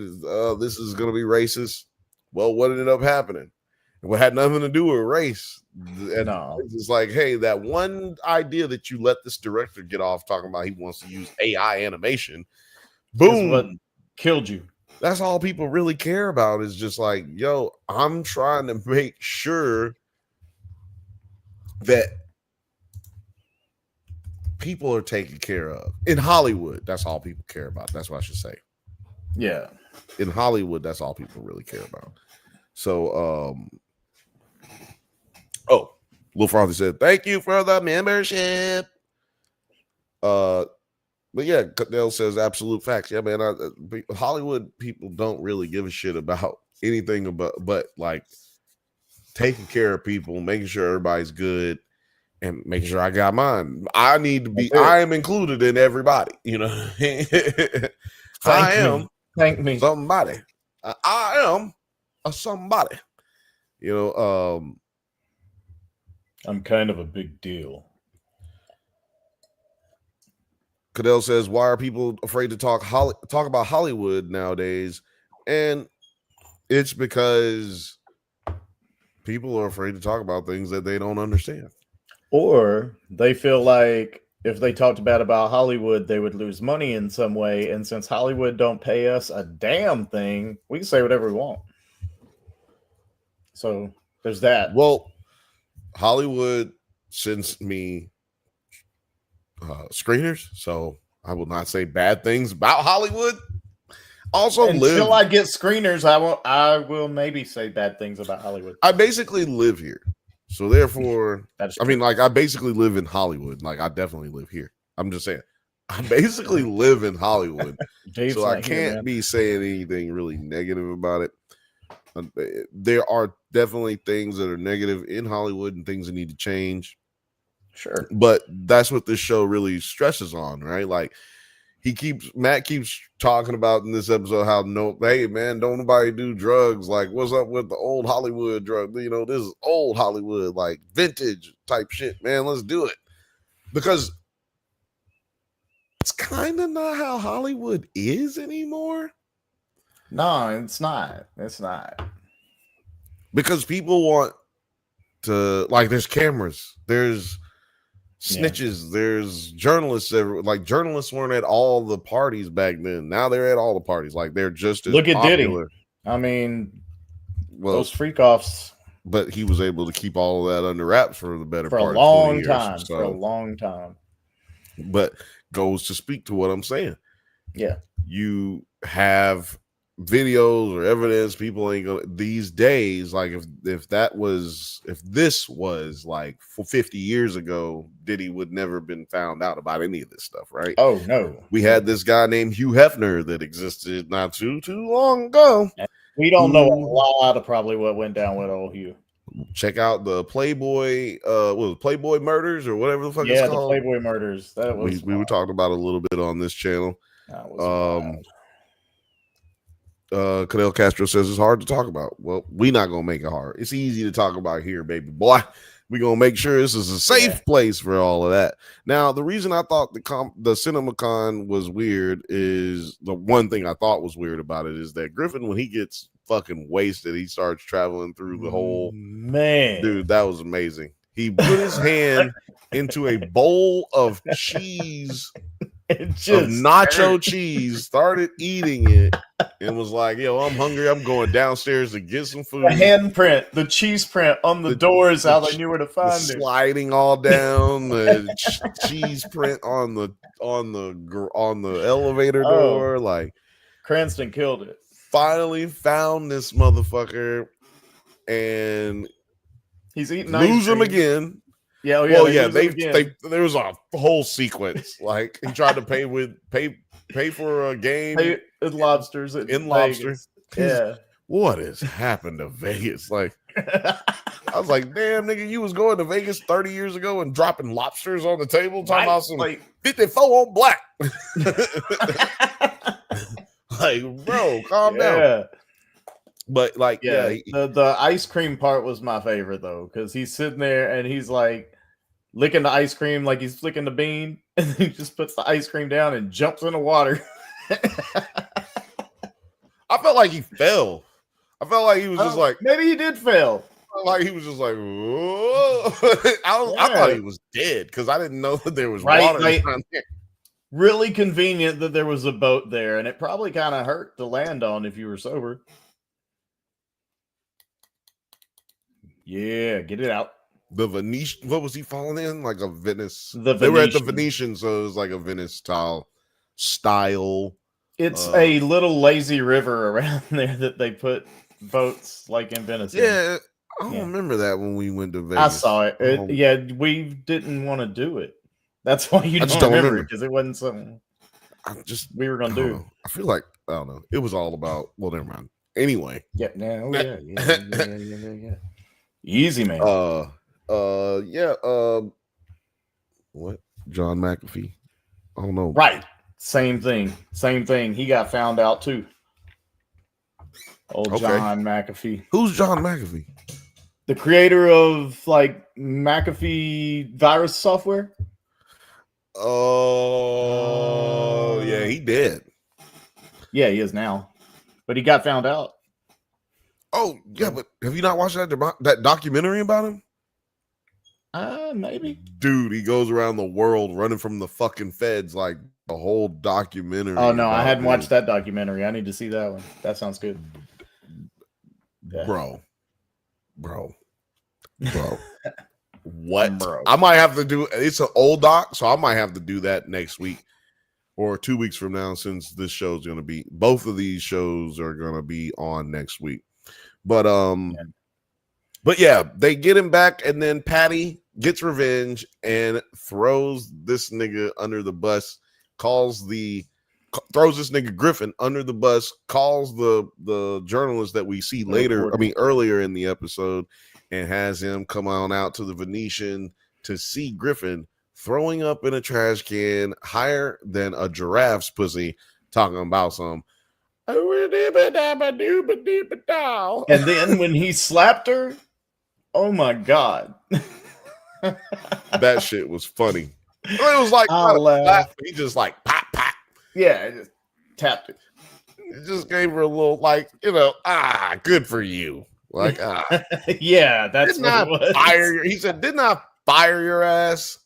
Yeah. Dude, she ought to be glad she ain't stabbed him in the throat. Right. That's probably what she was thinking. Himself then. That's what she was thinking. Yeah, Fistro, definitely go check that. Yeah, man, treat yourself. They McAfee. do well. Go see that McAfee documentary that I'm talking about now, because it's goddamn crazy. It would be just goddamn just crazy. We're gonna have to talk about that one. Yeah, it was a nice friendly slap, like pop, pop, pop, good job. I always slap my friends, son. Well, it's a tap. It's like a pat, pat. It's a pat. That's what it is. You pet your dog. You give your dog a little pat, pat. Hey, good job, pat, pat. That was that, but it's always condescending when you get one of those. It's always because you're not a dog. Well, the pat on the head now, that's an ass whooping. You pat me on my head, that's an ass whooping now. Yeah, you might be patting me on my face to be like, hey, wake up. Good job, man. Wake up. Chop. Hey, get it together, bro. Get it together. So it depends the scenario. I don't like people touch my face in general, but it depends on the scenario, But I thought all of this was done, really, but I guess CinemaCon has to be actually performed. So next episode is going to be amazing. The Performance, which is where they're at CinemaCon, which is why I thought that I thought, damn, did I miss an episode, or was that the last episode? Like, wait a minute, because I see Seth Rogen in the thumbnail on stage at CinemaCon. I'm like, didn't they just do that last episode? Yeah. But of course, they have to have another day. They have the cons last like 4 days. Thing. Yeah. So now I'm excited about the last episode just to see what's going to happen in general. Gotta know. It's not even about like me being so hyped for the show. It's just like, now I gotta know what the fuck happens right now. It's like they did half of Get Him to the Greek, and we don't know if he gets to the Greek or not. Right, exactly. They had the fuzzy walls and everything with that painting. And you don't know if he's gonna be outside or inside of you. No. No. I have one I prefer though. What's that one? Outside. Okay. Hey, you never know. You never know. I'm an outside guy. It's like, I got an Indiana Audi. My innie is always Audi. I'll just tell you that right now. That's just how it goes. Well, we're talking too much about ourselves and things people don't care about. Well, let's talk about government cheese right here.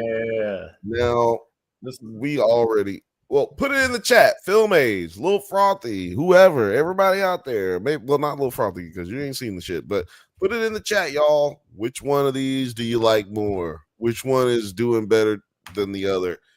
For me, it's government cheese. For me, it's government cheese. Cadell Fistro says it's all about the cheese, man. That's my hood rat. I was speaking hood rat right there. That's for all the hood rats out there. Boom. Man, you better stop. They're gonna come beat down your door. You can't just be calling them like that.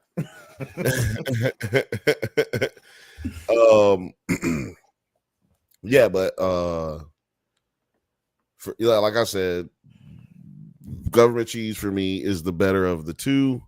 Not like I was disappointed by the studio. Right. Y'all hyped it up, but it didn't disappoint me. I just had my my reservations about it.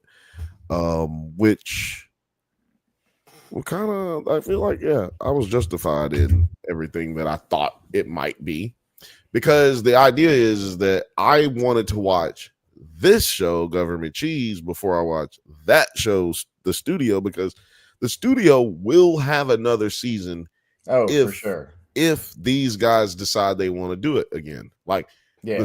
like if Seth Rogen wants to continue doing The Studio, that's the only thing that will determine whether or not it's going to be on television again. Yeah. Government Cheese will not get that same love. They won't get that same grace. They should. In They which don't they get should. it now. They don't get the promotion now. That is what my point is. Yes. Yeah. They don't get their promotion now, and they're not going to get that same kind of grace to decide whether or not they're working again. I wonder what one singular thing makes them not get promoted the same way that the studio would. Oh, What could that possibly be? I don't know. You know what though? It might just be that the cast is too dark for them to promote. Ooh-wee! This nigga got some $1 million words, don't he? Yeah. Yeah. Yes. I think that you're right, Morgan. I think that you're right. Oh well, yeah. Well, I'll tell you, Cadell Fistro. I'll tell you what it could be. In this country, it can only be one thing, and it's racism. It's not necessarily racism. What did I just speak on earlier? Classism. Sometimes people like it. Hollywood isn't truly racist as much as it is wanting to make money. America is racist, therefore, absolutely. Therefore, the studios project what America feels, because that's who's going to watch. The majority of the majority of their audience is going to come from America, right? Oh, the crazy Americans, right? Only some of us. Only about 49% of us. 39% of us. Absolutely goddamn batshit crazy. But this episode picks up from last week, where Astoria has decided, man, we about to get it in. Fuck all this bullshit. I am truly going to fight to see if I can get this job. I've been inspired by the crazy white lady from across the street. And it's just, it's just up right now. It's just up. And I think yeah. But he said, "Oh, I'm just a random bypass." I'm just a random bypass. I feel it, man. I feel it. But as Astoria is also preparing for her, what do you call it? What would you call it? Her ambush of an interview, basically. Her ambush interview. Oh, yeah. Her should have got more information before you applied interview. Yeah. Hey, fuck all of that shit. I'm gonna throw it in here, bro. I'm gonna throw it out there. Like, here, you see this? This is mine. You want it? Bitch, you want it? And you did. He did. Oh, you do? Oh, my bad. I didn't mean to get stern with you. But we also pick back up where we left off with Hamilton and Harrison. They're on their way back from the lake. And I hate being right sometimes when it comes to these shows, because that means that there's very little to excite me while watching it. Right. But hold on.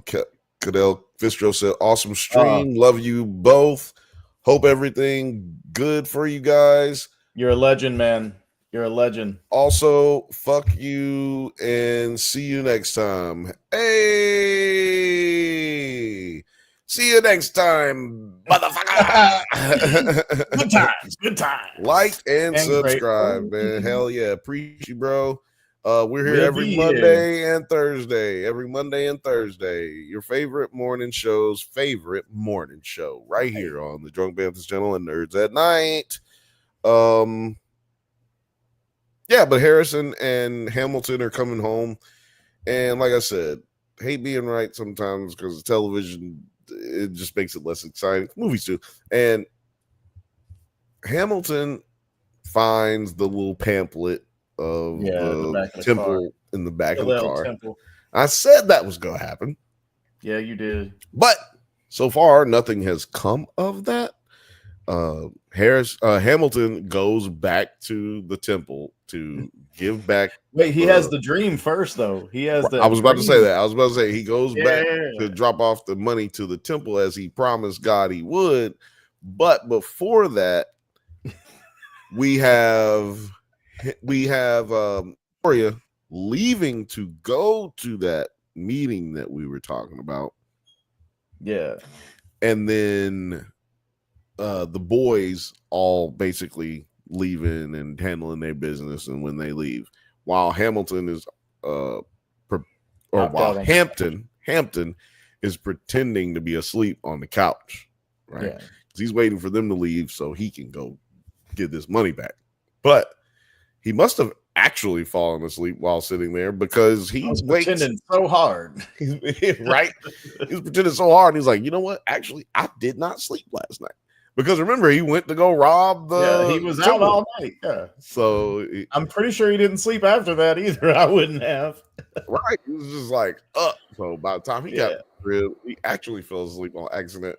Wakes up to a dream sequence that was quite unusual. Now, how did you feel about this dream sequence? I loved it. I loved every second of it because it was like, and pardon my lameness here, but it was like all the ancestors showed up to tell him what he's supposed to do all at the same time. All these old folks from the past showed up, and he's like got the old white guy over in there baptizing people in his pool, and you know, just telling him, "Oh, you should be good. You should be good. Don't let us down." And then he feels guilty. He's gonna take that money back before all those people that was in his living room staring at him, like, "Are you gonna get that money back?" And he's like, "Yeah, I got to get that money back because I don't want them to stare at me like that ever again." It was weird. It was like you got Bokeem, his homie, like looked like, yo. I wish I had a clip because, like, yo, this is what happens when Nine's not here.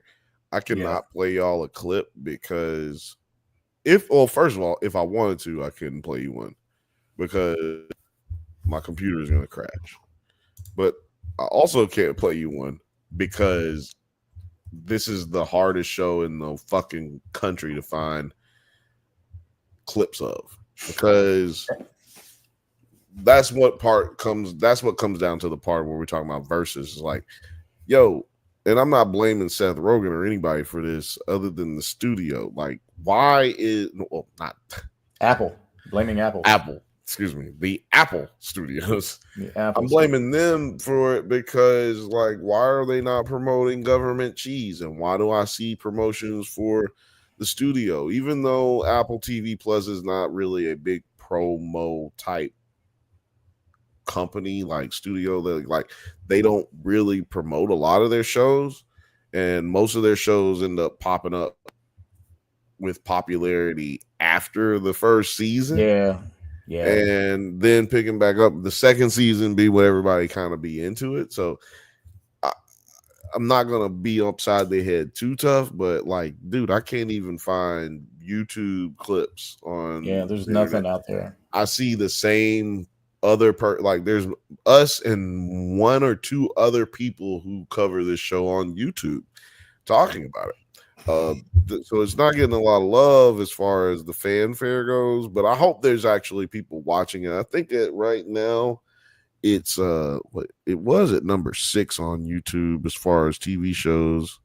It's at number 5 now, and it started at number 8. Keep moving up.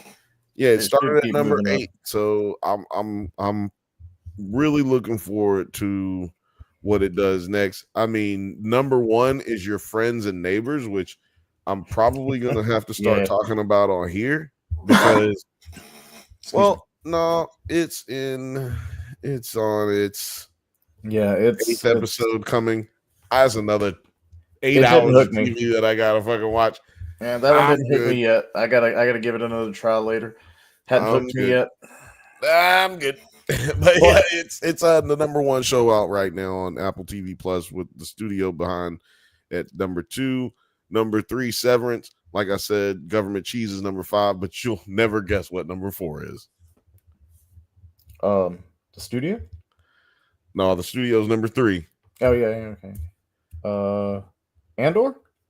No, the studio's number 2. Severance is number 3. Seven, Andor is okay. on Disney And Plus. Disney, I'm getting them confused. So number 4 is Ted Lasso. Hey, I'm not mad at that. That's one of my favorite shows of all time. Ted Lasso has never fallen out of the top 5 or top. One of the best shows ever. It's never fallen out of the top 10 since it's been on Apple TV Plus. It has never fallen out of the top 10, and it's been years. Film H says, I don't know about y'all, but but have y'all noticed that this show builds up moments for potential racism only for it to not happen? Hampton's bank loan, the cop at the campsite, and Astoria going for promotion. Well, how about also when the white lady comes over to talk to Astoria and keeps calling her Tori and not Astoria, even though she knows that's not her name? How about like when Hampton goes to show his buddy the drill and the drill bit that he has the idea for, and he's at work and like he's bothering him at work, like only a really white man in the 60s is gonna get away with running up on somebody at a job that he don't work at, and then the boss walk over and he just be like, hey man, you want to buy some shit? Look at my drill, man. I got a drill. Well, you know what? I'll fuck with it. Like, no, that's not fucking happening. Like, yeah, I would argue to say, and me and Nine kind of talked about this last week, I don't think that this show was supposed to be about black people. I don't think that this show was intended one way or the other to be to be about a black family, which is the beautiful thing about it. And I haven't figured out yet is it us who are trained mentally? That's what I was thinking. To think that this is a situation in which, okay, here comes the racism. Or is it's really sad? Which I would love to know the particular like point of view of somebody who is like who's not grown up in this country or who doesn't have absolutely, who is not affected by that type of mindset or that thought process, like a Swedish person or something like that, somebody who's never around no black people. Yeah, the Finnish. The motherfuckers don't got no black people, goddamn. No. The blackest it gets right there is if a nigga fall in the dirt. That's as black as people get out there, boy. Yeah. White. Motherfucker falling in the snow. They say he disappeared for 6 months. Right now. What is it? You look at them and you say, you need some culture. That's all. You need some culture. No, I'm not gonna do them like that. They got culture. It's just weird. Can I say one thing on the side while we're right here in this show? Yeah. I'm a car person. I like old cars. The Dodge Dart that Hampton is driving is clean as a motherfucker, and it sounds so good that I don't know. I'm in love with this car every episode, and it doesn't get enough praise, but it's a pretty car. Yeah, the car is like all of the set design in this show is amazing. We might come back to your comment here, Film Age, but like everything about this show's set design and the wardrobe is crushing it. And goddamn, Astoria, you know what I'm saying? God damn, like what? She had went for that job wearing the right team on. She went to wearing the right team. She knew she was talking to a man and not a woman that day. She said, hey boy, I want you to see what I got thrown right here when you give it to them. I'm busting your head right now, boys. Bust your head. You know what? I said, hello. You're killing it. I'm like, okay, that's what dude said. He said, hello. You've got the job, lady.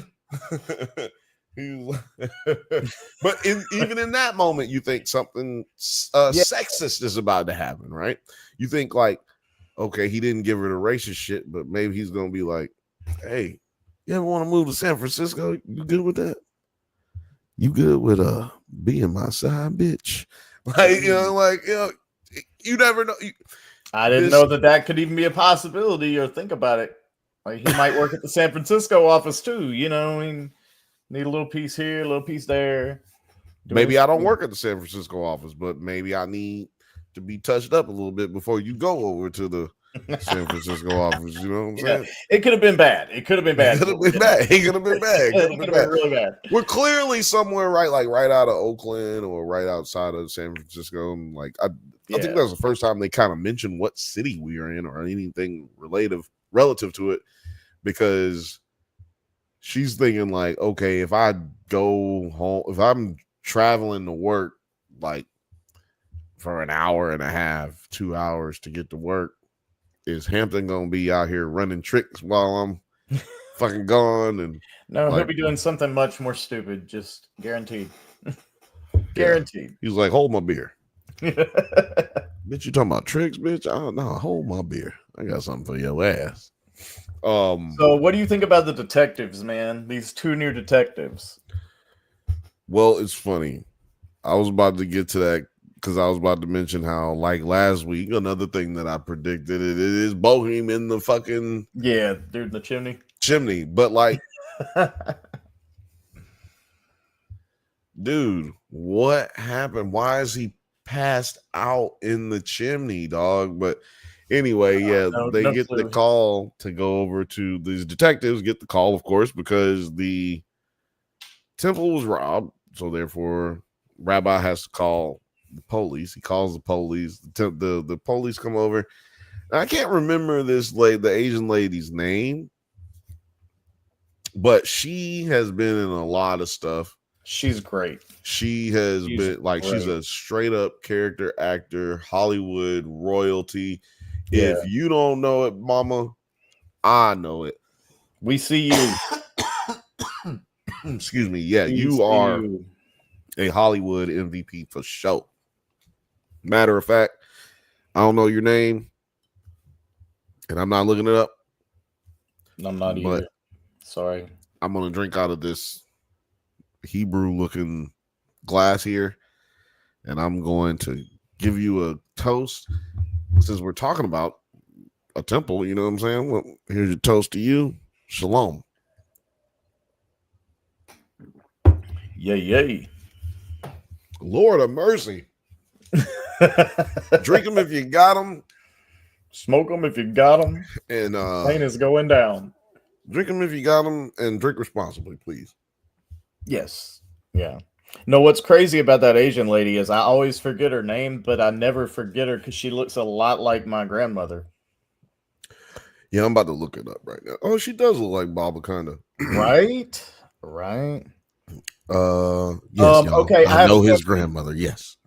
I have a question. Lay it on. Why did Eli break the lock? Why did Eli break the lock? Remember, he fixed the lock on the window, and then he went in there with his knife and popped it back, broke before they came in. Like, was he covering, or like, why did he feel the need to go back in there and crack that lock? That's what I don't understand. So glad that you asked. Hold on, detectives.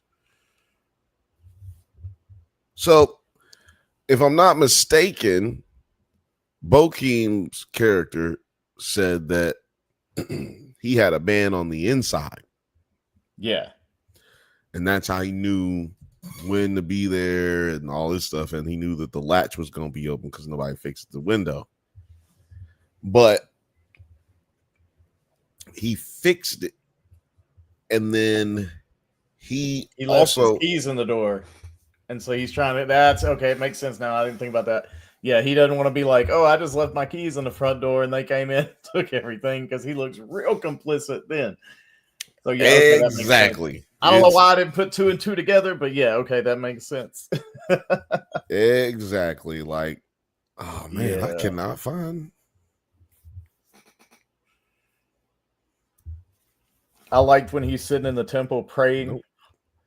like pretending to pray with the money and trying to hide it from the Oh, rabbi. that was smooth as hell. He came in there, and you know what? None of that would have worked had he not. They kind of set that up in the first, in the 3 episodes ago, like when they were robbing the temple. They kind of set that up because he was like, "No, you can't enter into the temple without the yarmulke on." Yeah. And he was like, "What? Man, get out of here with that shit." He's like, "No, we're gonna do this. We're gonna do it right. Put the fucking yarmulke on." We get there. He comes back. He puts on the yarmulke. He's like, which is funny. I didn't know they got a bat. I didn't know they just got a box of them just in case you forget yours. I didn't either. That's pretty cool. Very, very, very Jewish thing to do. But hold on, what Very about like Jewish thing to do? Like, throws it back in there. Like if somebody got the head bugs. No, man, Jewish people don't get Jewish people don't get lice. No, I'm joking. That's true. That's probably. I'm just joking. I don't know. That's I don't know. I made that up. Okay. Don't But fact check us, please. never mind. No, that's giving out too much. I had something. Just let it go. Shout out to the rabbi for sure. Film age, I'm with you. Yeah, no, what I mean by that's a very Jewish thing is like trying to make sure everybody's happy type thing. Yeah. You know what I'm saying? Yeah. Like, Take care of everybody around you kind of thing. Take care of everybody, right? Like, oh, you forgot yours. You'll not forget it next week. Got you. I got you though. I got you one. Here you go. Yeah. So shout out to the rabbi coming in clutch, man. Cause like he is forgiven. Hamilton was holding, clutching that motherfucking money. He didn't want to let it go. But the rabbi knew too. The rabbi somehow knew. He put something. I don't know how he got that up there. I don't either. I don't know how he got it up there because like they never showed him moving in that direction. I mean, unless like he just tossed it, maybe like while like the rabbi turned around. He said, "Hallelujah." Threw it backwards. Hallelujah. It landed conveniently where it needed to land. That shit would be hilarious if that's what happened. I need to see that in the flashback for next week's episode. Yeah. It was like, oh, this is how he did How it. did the money appear? He did a Chris Angel on that thing. David. But yeah, when he sees that money after the police show up, and I think also being the fact that the charity fund wasn't taken either. Yeah, I think he realized like, oh, you know what? Like, yeah, it was that dude who just showed up here, but at the same time, I ain't got to report this. Yeah, he played it real cool, and mad respect. I can tell everybody somebody stole it, and I ain't. You know what I'm talking about? I'm gonna keep a little bit for myself. It could have happened. It could have happened. I don't know. I told Eli. Like I only got half of it back. I don't know what happened. You got a witness there. You got Eli being like, "Hey, somebody stole it." Like, yep, somebody stole it. I'm not pressing charges. You know why? Forgiveness is the most important thing.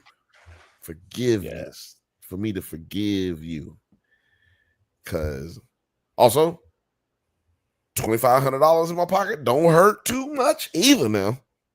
Because we talked about this. Feels really good. We did the math for inflation, me and Nine. I forgot what episode we were talking about. But we did the math for inflation, and that's like $20,000. Jeez. Today. Oh, if I could just take today's money and go back in time and live like a king. A very smelly king and a very terrible time. Yeah. The times weren't great. I'm not ever going back in time because even if I was black with the most money in the world, it'd be some white dude who just betrayed me and take everything I got. I mean, if I go back to like Wild West times and like hire all of the Pinkertons and every fucking outlaw, somebody gonna screw you over. Somebody gonna be like, I'm gonna try to fuck this motherfucker over. Why he got a piano? I ain't got no piano. Like, oh shit, here we go again. But this time period, this is the 60s, and really still like Phil had said, and like Nine mentioned last week, dude, no real racial connotations to anything. If anything, it's all spiritual. It's all about love. This is a story about love. It's a coming of age story about love, passion, not choices, but the ability to be able to make choices, I guess is what I'm trying to say. Like decisiveness, opportunities, taking advantage of opportunities in a positive way and trying to turn your life around from, a life of crime, a true life of crime. He ain't even trying to be in crime now, and crime's just finding him everywhere it goes. But that's why it's so hard to, that's why 80% of incarcerated people end up back in the prisons, right? Because first of all, 85% of the people in are going to get out, and then 80% of them get back in. Yeah. That's why you should be worried about how and like what is happening to people in prison, because think about this. If they're in there and 80% of them are coming back out, then that means a lot of them motherfuckers is coming back out and going to be living right next to you or working with you. So you need those people to come out better than they go in. Otherwise, we don't make them better in our prisons. We just give them the bare minimum and send them to gangster university.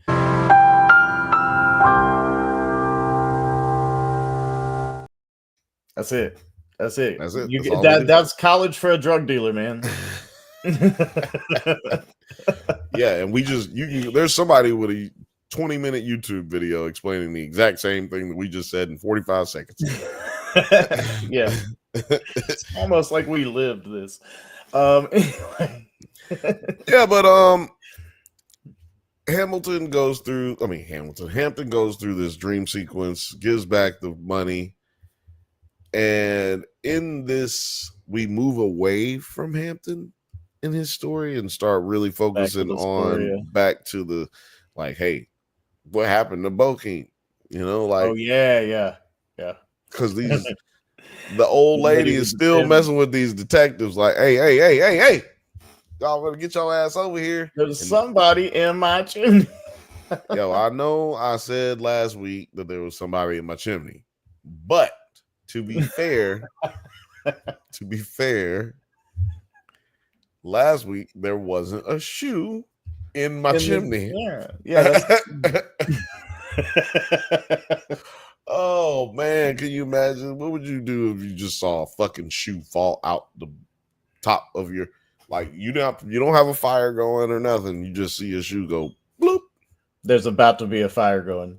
If a shoe falls out of a chimney, there's about to be a fire going. Come on down. It wasn't going before this, boy. Sure enough, go be going in a minute. Somebody come in and go, damn, it smells good in here. What you cooking? Feet in this motherfucker. I'm guessing it's feet right now, but it's probably nuts in about 20 minutes. Probably cooking somebody nuts right on up. Yeah, I didn't know that you would pass out going into like Film Age. How did you feel about that, dude? That was weird. Dude gets stuck in there and all you see is his yarmulke. But it's not how chimneys work. That's what pissed me off about it. That's not how chimneys work. Because in a chimney, like we see the big brick chimney, but the chimney is actually just like a small tube that runs down to your fireplace. It's not big enough to put a person in. So like that's why they use the little brush, because it gets all the way around that tube when they clean the chimney. It's big enough to get a small child in. Really. I mean, if you push hard enough. Well, that's what the chimney cleaners used to be, actually. Yeah. Back in the day. Their little arms could reach down further and such. Yeah. Hey, but I think you could get a whole child in there. I think you could get him into the shoulder, though. You could get him into the shoulder. No. You can get him in there. But the thing is, that's what it is. That's why it was so dangerous. That's why they don't do it anymore, is because kids was dying. Right, but this idea, like the Santa Claus idea, like a man can climb on your roof and just slide down your chimney. It's not how chimneys work. No, you remember in the Santa Claus, they did that in the Santa Claus. They made him like suck down into that shit was funny because that's how it would have no magic, did he? He didn't have no magic. He just had exactly. That's what I'm saying. Like that's how it would have to happen because this motherfucker is not going down the chimney, which was so trippy. I didn't want to go that far into speculation last week. It was like, yo, if he's in there, if he was in there, he's still in He's there. been there a minute too. 3 or 4 But days. I don't know. It's just I need an explanation as to how he passed out. Yeah. Or how he got in the chimney. Like what? I could see him getting ass in on there. the roof. I could see. Like, why did you climb up on the roof in the first place? There's other places to hide. Why'd you climb up on this person's roof? He was fucked up though. Remember, he was. Okay. He was fucked up. He was doing weird shit while he was in there playing with the little silver dishes or whatever. He was up. He was up, bro. He was up. He was not like, he was a little bit too much right there, actually. But no, not a little bit too much. He was 100% too much. He was too much because he got so fucked up. He jumped on a roof and jumped into a fucking chimney. Like, it's enough to jump on the roof, my guy. Police is not going to be looking up on the roof for people. Not back then. What's going to happen? I mean, I don't think they would do it now. I mean, they'd have a helicopter. Exactly. The ghetto bird sees all, but like, yo, bro, like, there is no ghetto bird, cuz nobody's gonna be on the street. Like, you know what? Maybe they on the rooftops. Has it ever occurred to you that, like, if you were alive back then, all the shit you could potentially get away with? No, it never occurred to me. I already know. Fair enough. All right. Tax evasion, check scams. Bank robbery. That's what Hampton was in prison for. Was it? Yeah, fraud. Fake checks and shit. Good old fraud. Good old fraud coming through since 1975. Like, way before then. Ponzi. Ponzi is from was the one that, he's from. Okay, so how about the white lady with the termites, man? She's still talking about the termites and the walls, and there's not her husband don't seem concerned, her kid don't seem concerned, and there's no bug guy coming by. So and her house hadn't fallen down. Is she real? Ooh, I ain't because we've had Hampton talk to a lady who may or may not even be a real person. Yeah. She, the lady across the street, also said that she could see the coffee lady. Well, but she also said that she had information about him cooking through the kitchen window because she was spying through their kitchen window. So I mean, she had to be real enough to at least know that happened, or. No, I guess that doesn't make you real. It just because Asteria would know when that happened. So, well, she probably would have known that it was happening because she just pulled up in the driveway, or she just pulled. This is when the food hits the table. Yeah, white lady. Because oh man, you glitching out now. What'd you say? Oh no, are you back? I said, to your point. No, yeah, I'm back. I've been back. I just wanted to wait until everything got back up. I was like, I'm not going to say this. I'm not going to say this, and then it'd be pointless again. But yeah, I was like, so your point, how would Asteria not have known that he was in there cooking if she just pulled up to the house? You know, she just drove up. So she would have been just as able to see that he was cooking as the white lady would have been able to. Right. And he's cooked basically every episode since he's been back. He's been cooking. Like, he's established, like, yo, I'm going to cook. Because he ain't got no job. So he might as well. I feel like that's what he should be doing. He should be doing. This is like, you know, he doing the right thing. As your job, take care of your house. Make it easier on everybody else. Do what you can. Exactly. Like, so yeah, I mean, let's just keep it out there. Like, that's the new theory, you know. Like, is she real? The lady across the street real?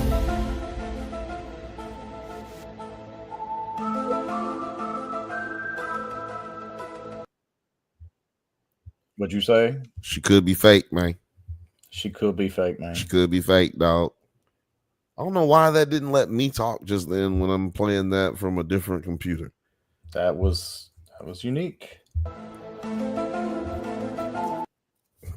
So we pretty much covered everything except my favorite part of this episode. which is the end of this episode when they're all in the living room and they have that entire conversation without saying a word, and she gives him those eyes. Yeah, yeah. That you just see that's good acting right there, because you knew exactly what they were saying. I mean, even the boys knew once they got up and left. Even the boys knew what was going on. They gave. Yeah. Nigga. Einstein said, Daddy getting it. Bruh. We only got Daddy, 3 I'm rooms. so glad you can still get it. So we only got 4 rooms in here in this house, and 3 of them bedrooms. Now what you think they in there doing? What you think they in there doing? What you hope they end up doing? Finger popping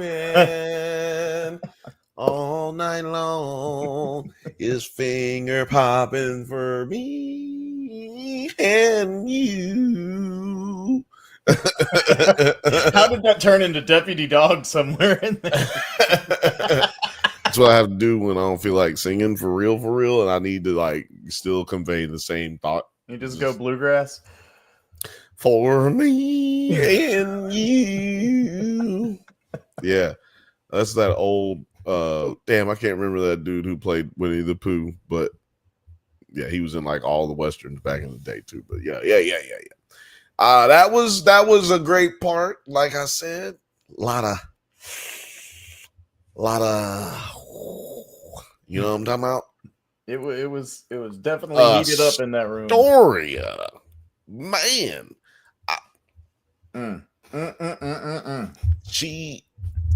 I was like, I didn't know they had yoga pants back then. I don't know what they were, but I don't think they were yoga pants, but I don't know what they were, but they looked bro, like they fit her very well. Those were like the little yoga pants that they got now. You know what I'm saying? Like, bro, there's no way those don't stretch, because there's no way she got up in those things without them stretching. Right. Like that was gonna rip up. But yeah, she just like threw her leg up. Like he was like, "What?" He didn't even notice. She had to pick her leg up. He was like, "What you? Damn, bitch, what you kicking for?" Oh. And then he saw them eyes. He said, "Oh, that's the dick me down eyes. How you doing, girl?" He's like, "Hey, yeah, I see you." Wait a minute. Oh, you see me? Oh, shit. Well, what about the boys? Do you see? And she like, and he's like, we can go to the bedroom. Yeah, him doing the little eye dart thing. Yeah.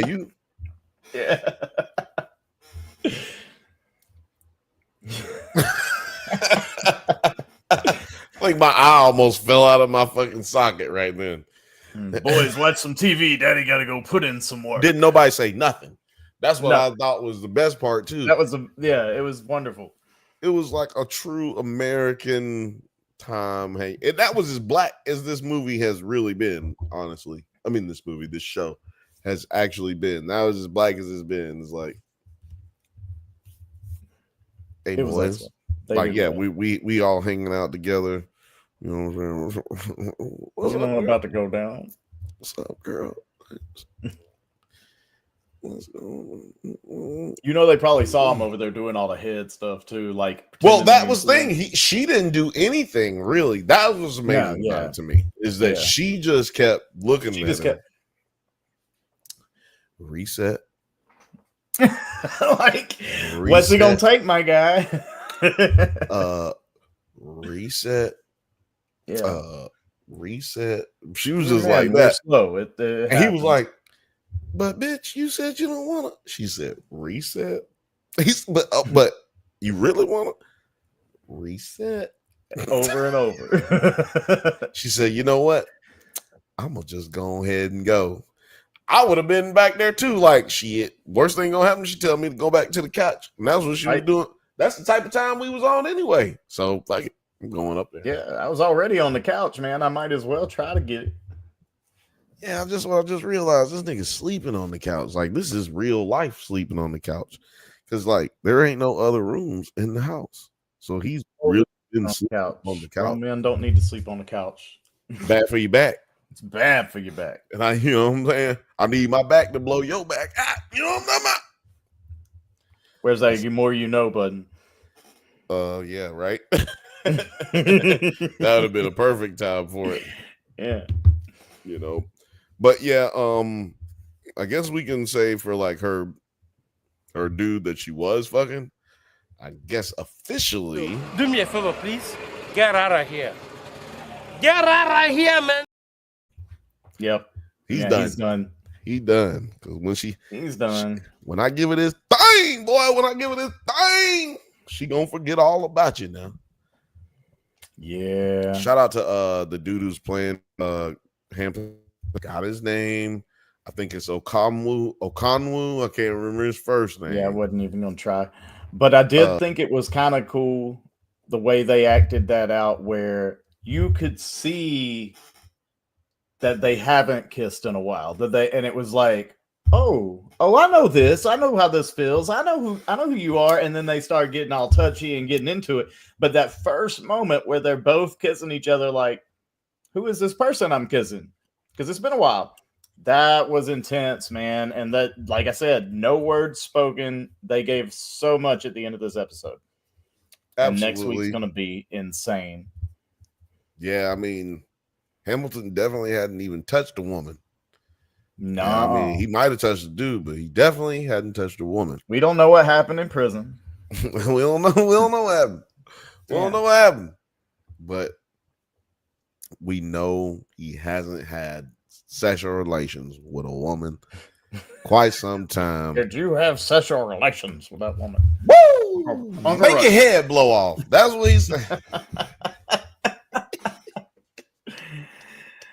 So yeah, I mean, look at my guy Hampton coming in on clutch father of the year, though. You know, taking his son fishing, pulling off robberies without nobody knowing, and getting his wife back.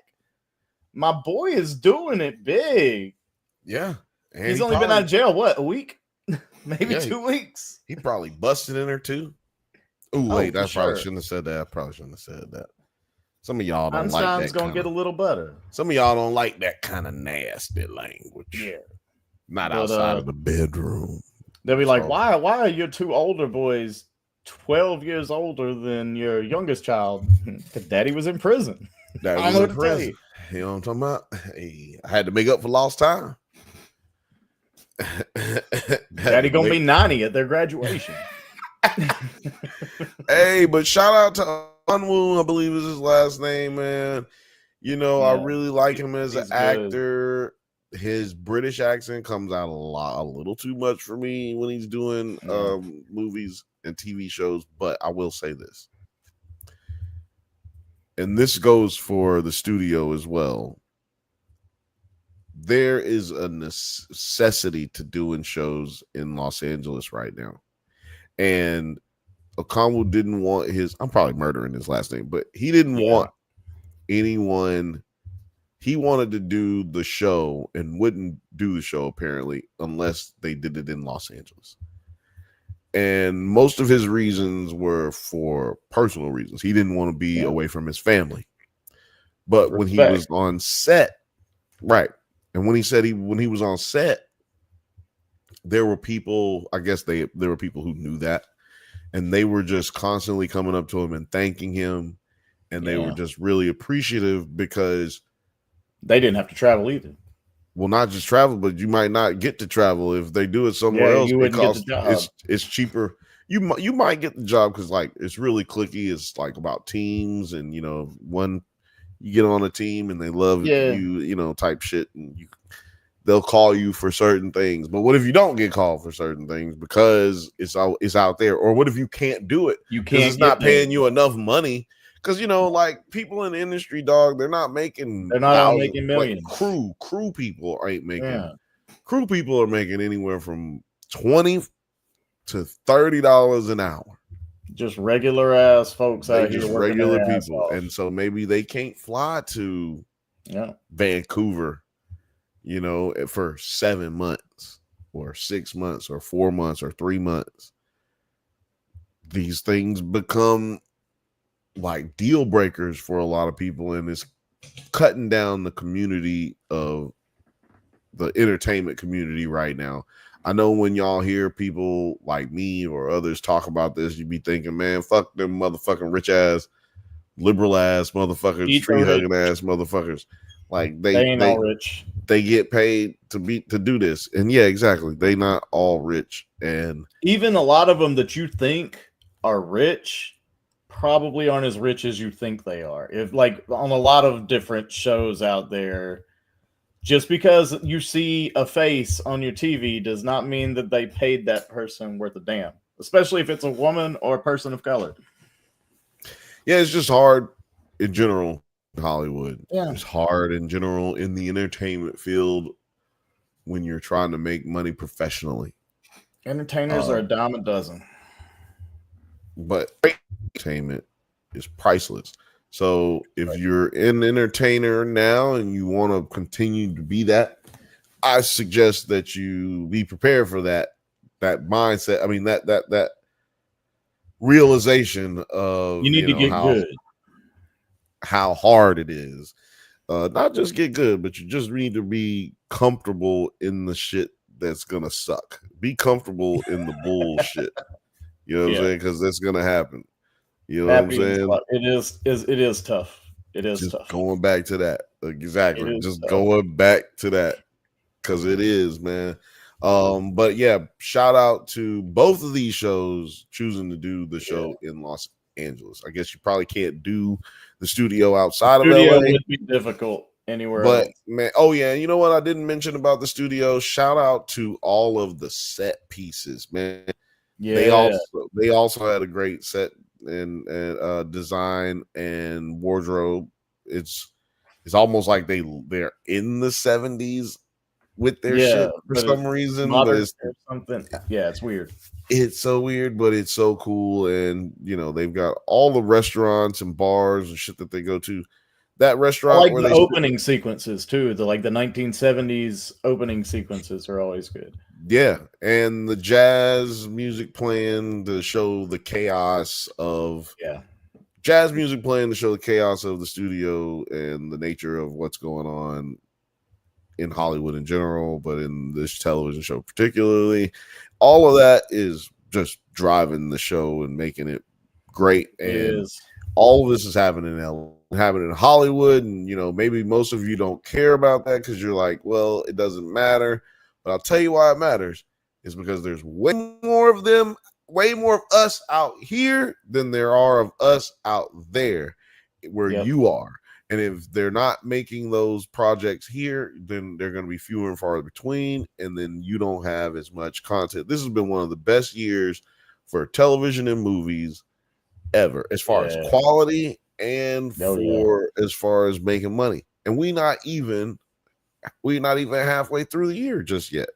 So I am just going to say, make sure you guys tap in, keep watching these shows, keep promoting these shows that are, or I should say supporting these shows that are coming out right now, especially the ones that are filming right here in the good old Los Angeles. I want season 2 of both those shows, so watch them so that they'll do season 2.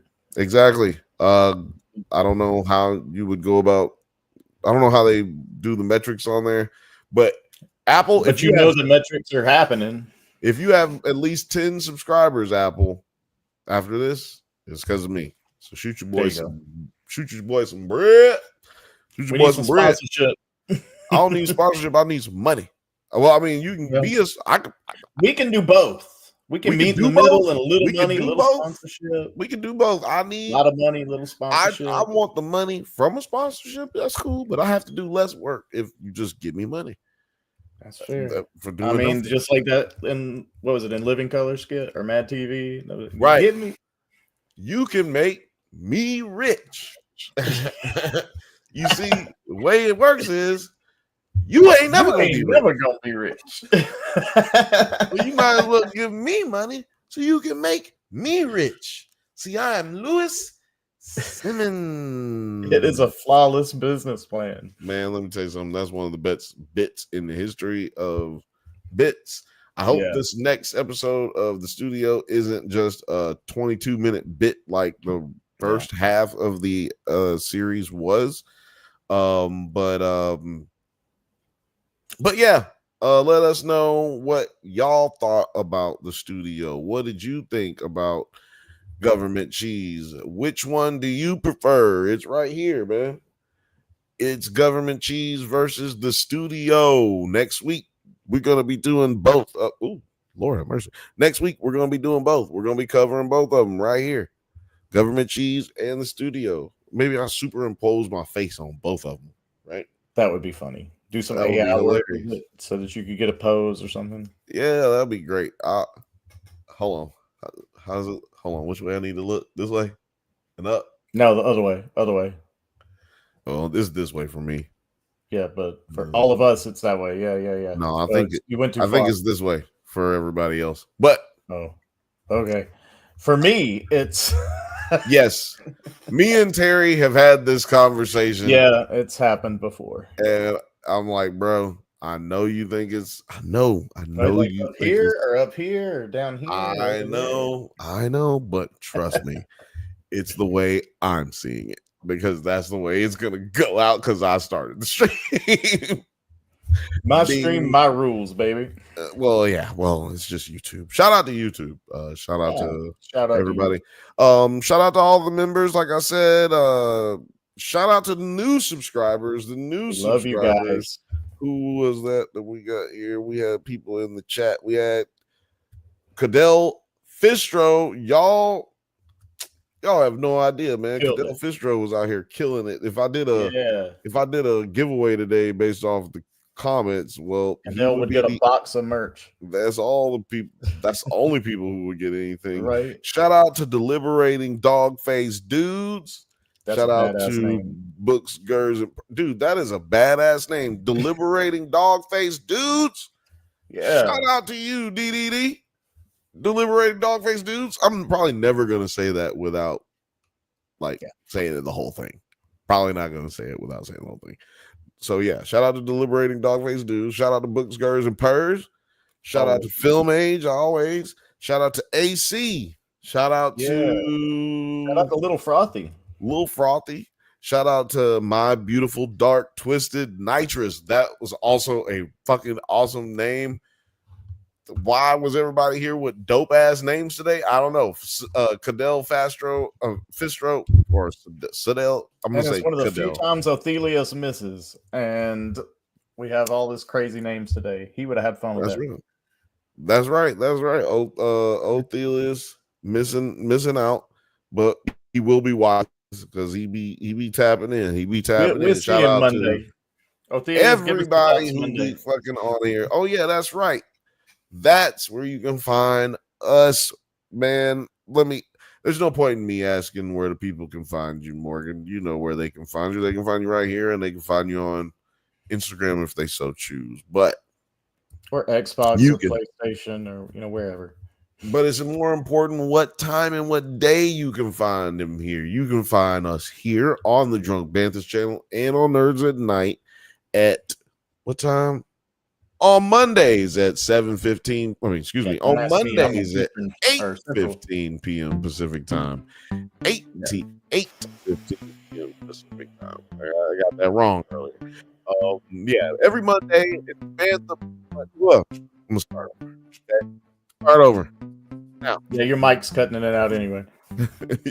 Now, you can find us on the Drunk Banthas channel and Nerds at Night channel every Monday on the Drunk Banthas podcast. It's at 8:15 p.m. Pacific time.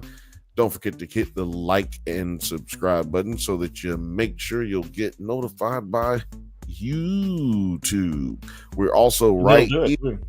It'll do it. We're also right here every Thursday on the Bantha Bunch show at 7:15 p.m. Pacific time.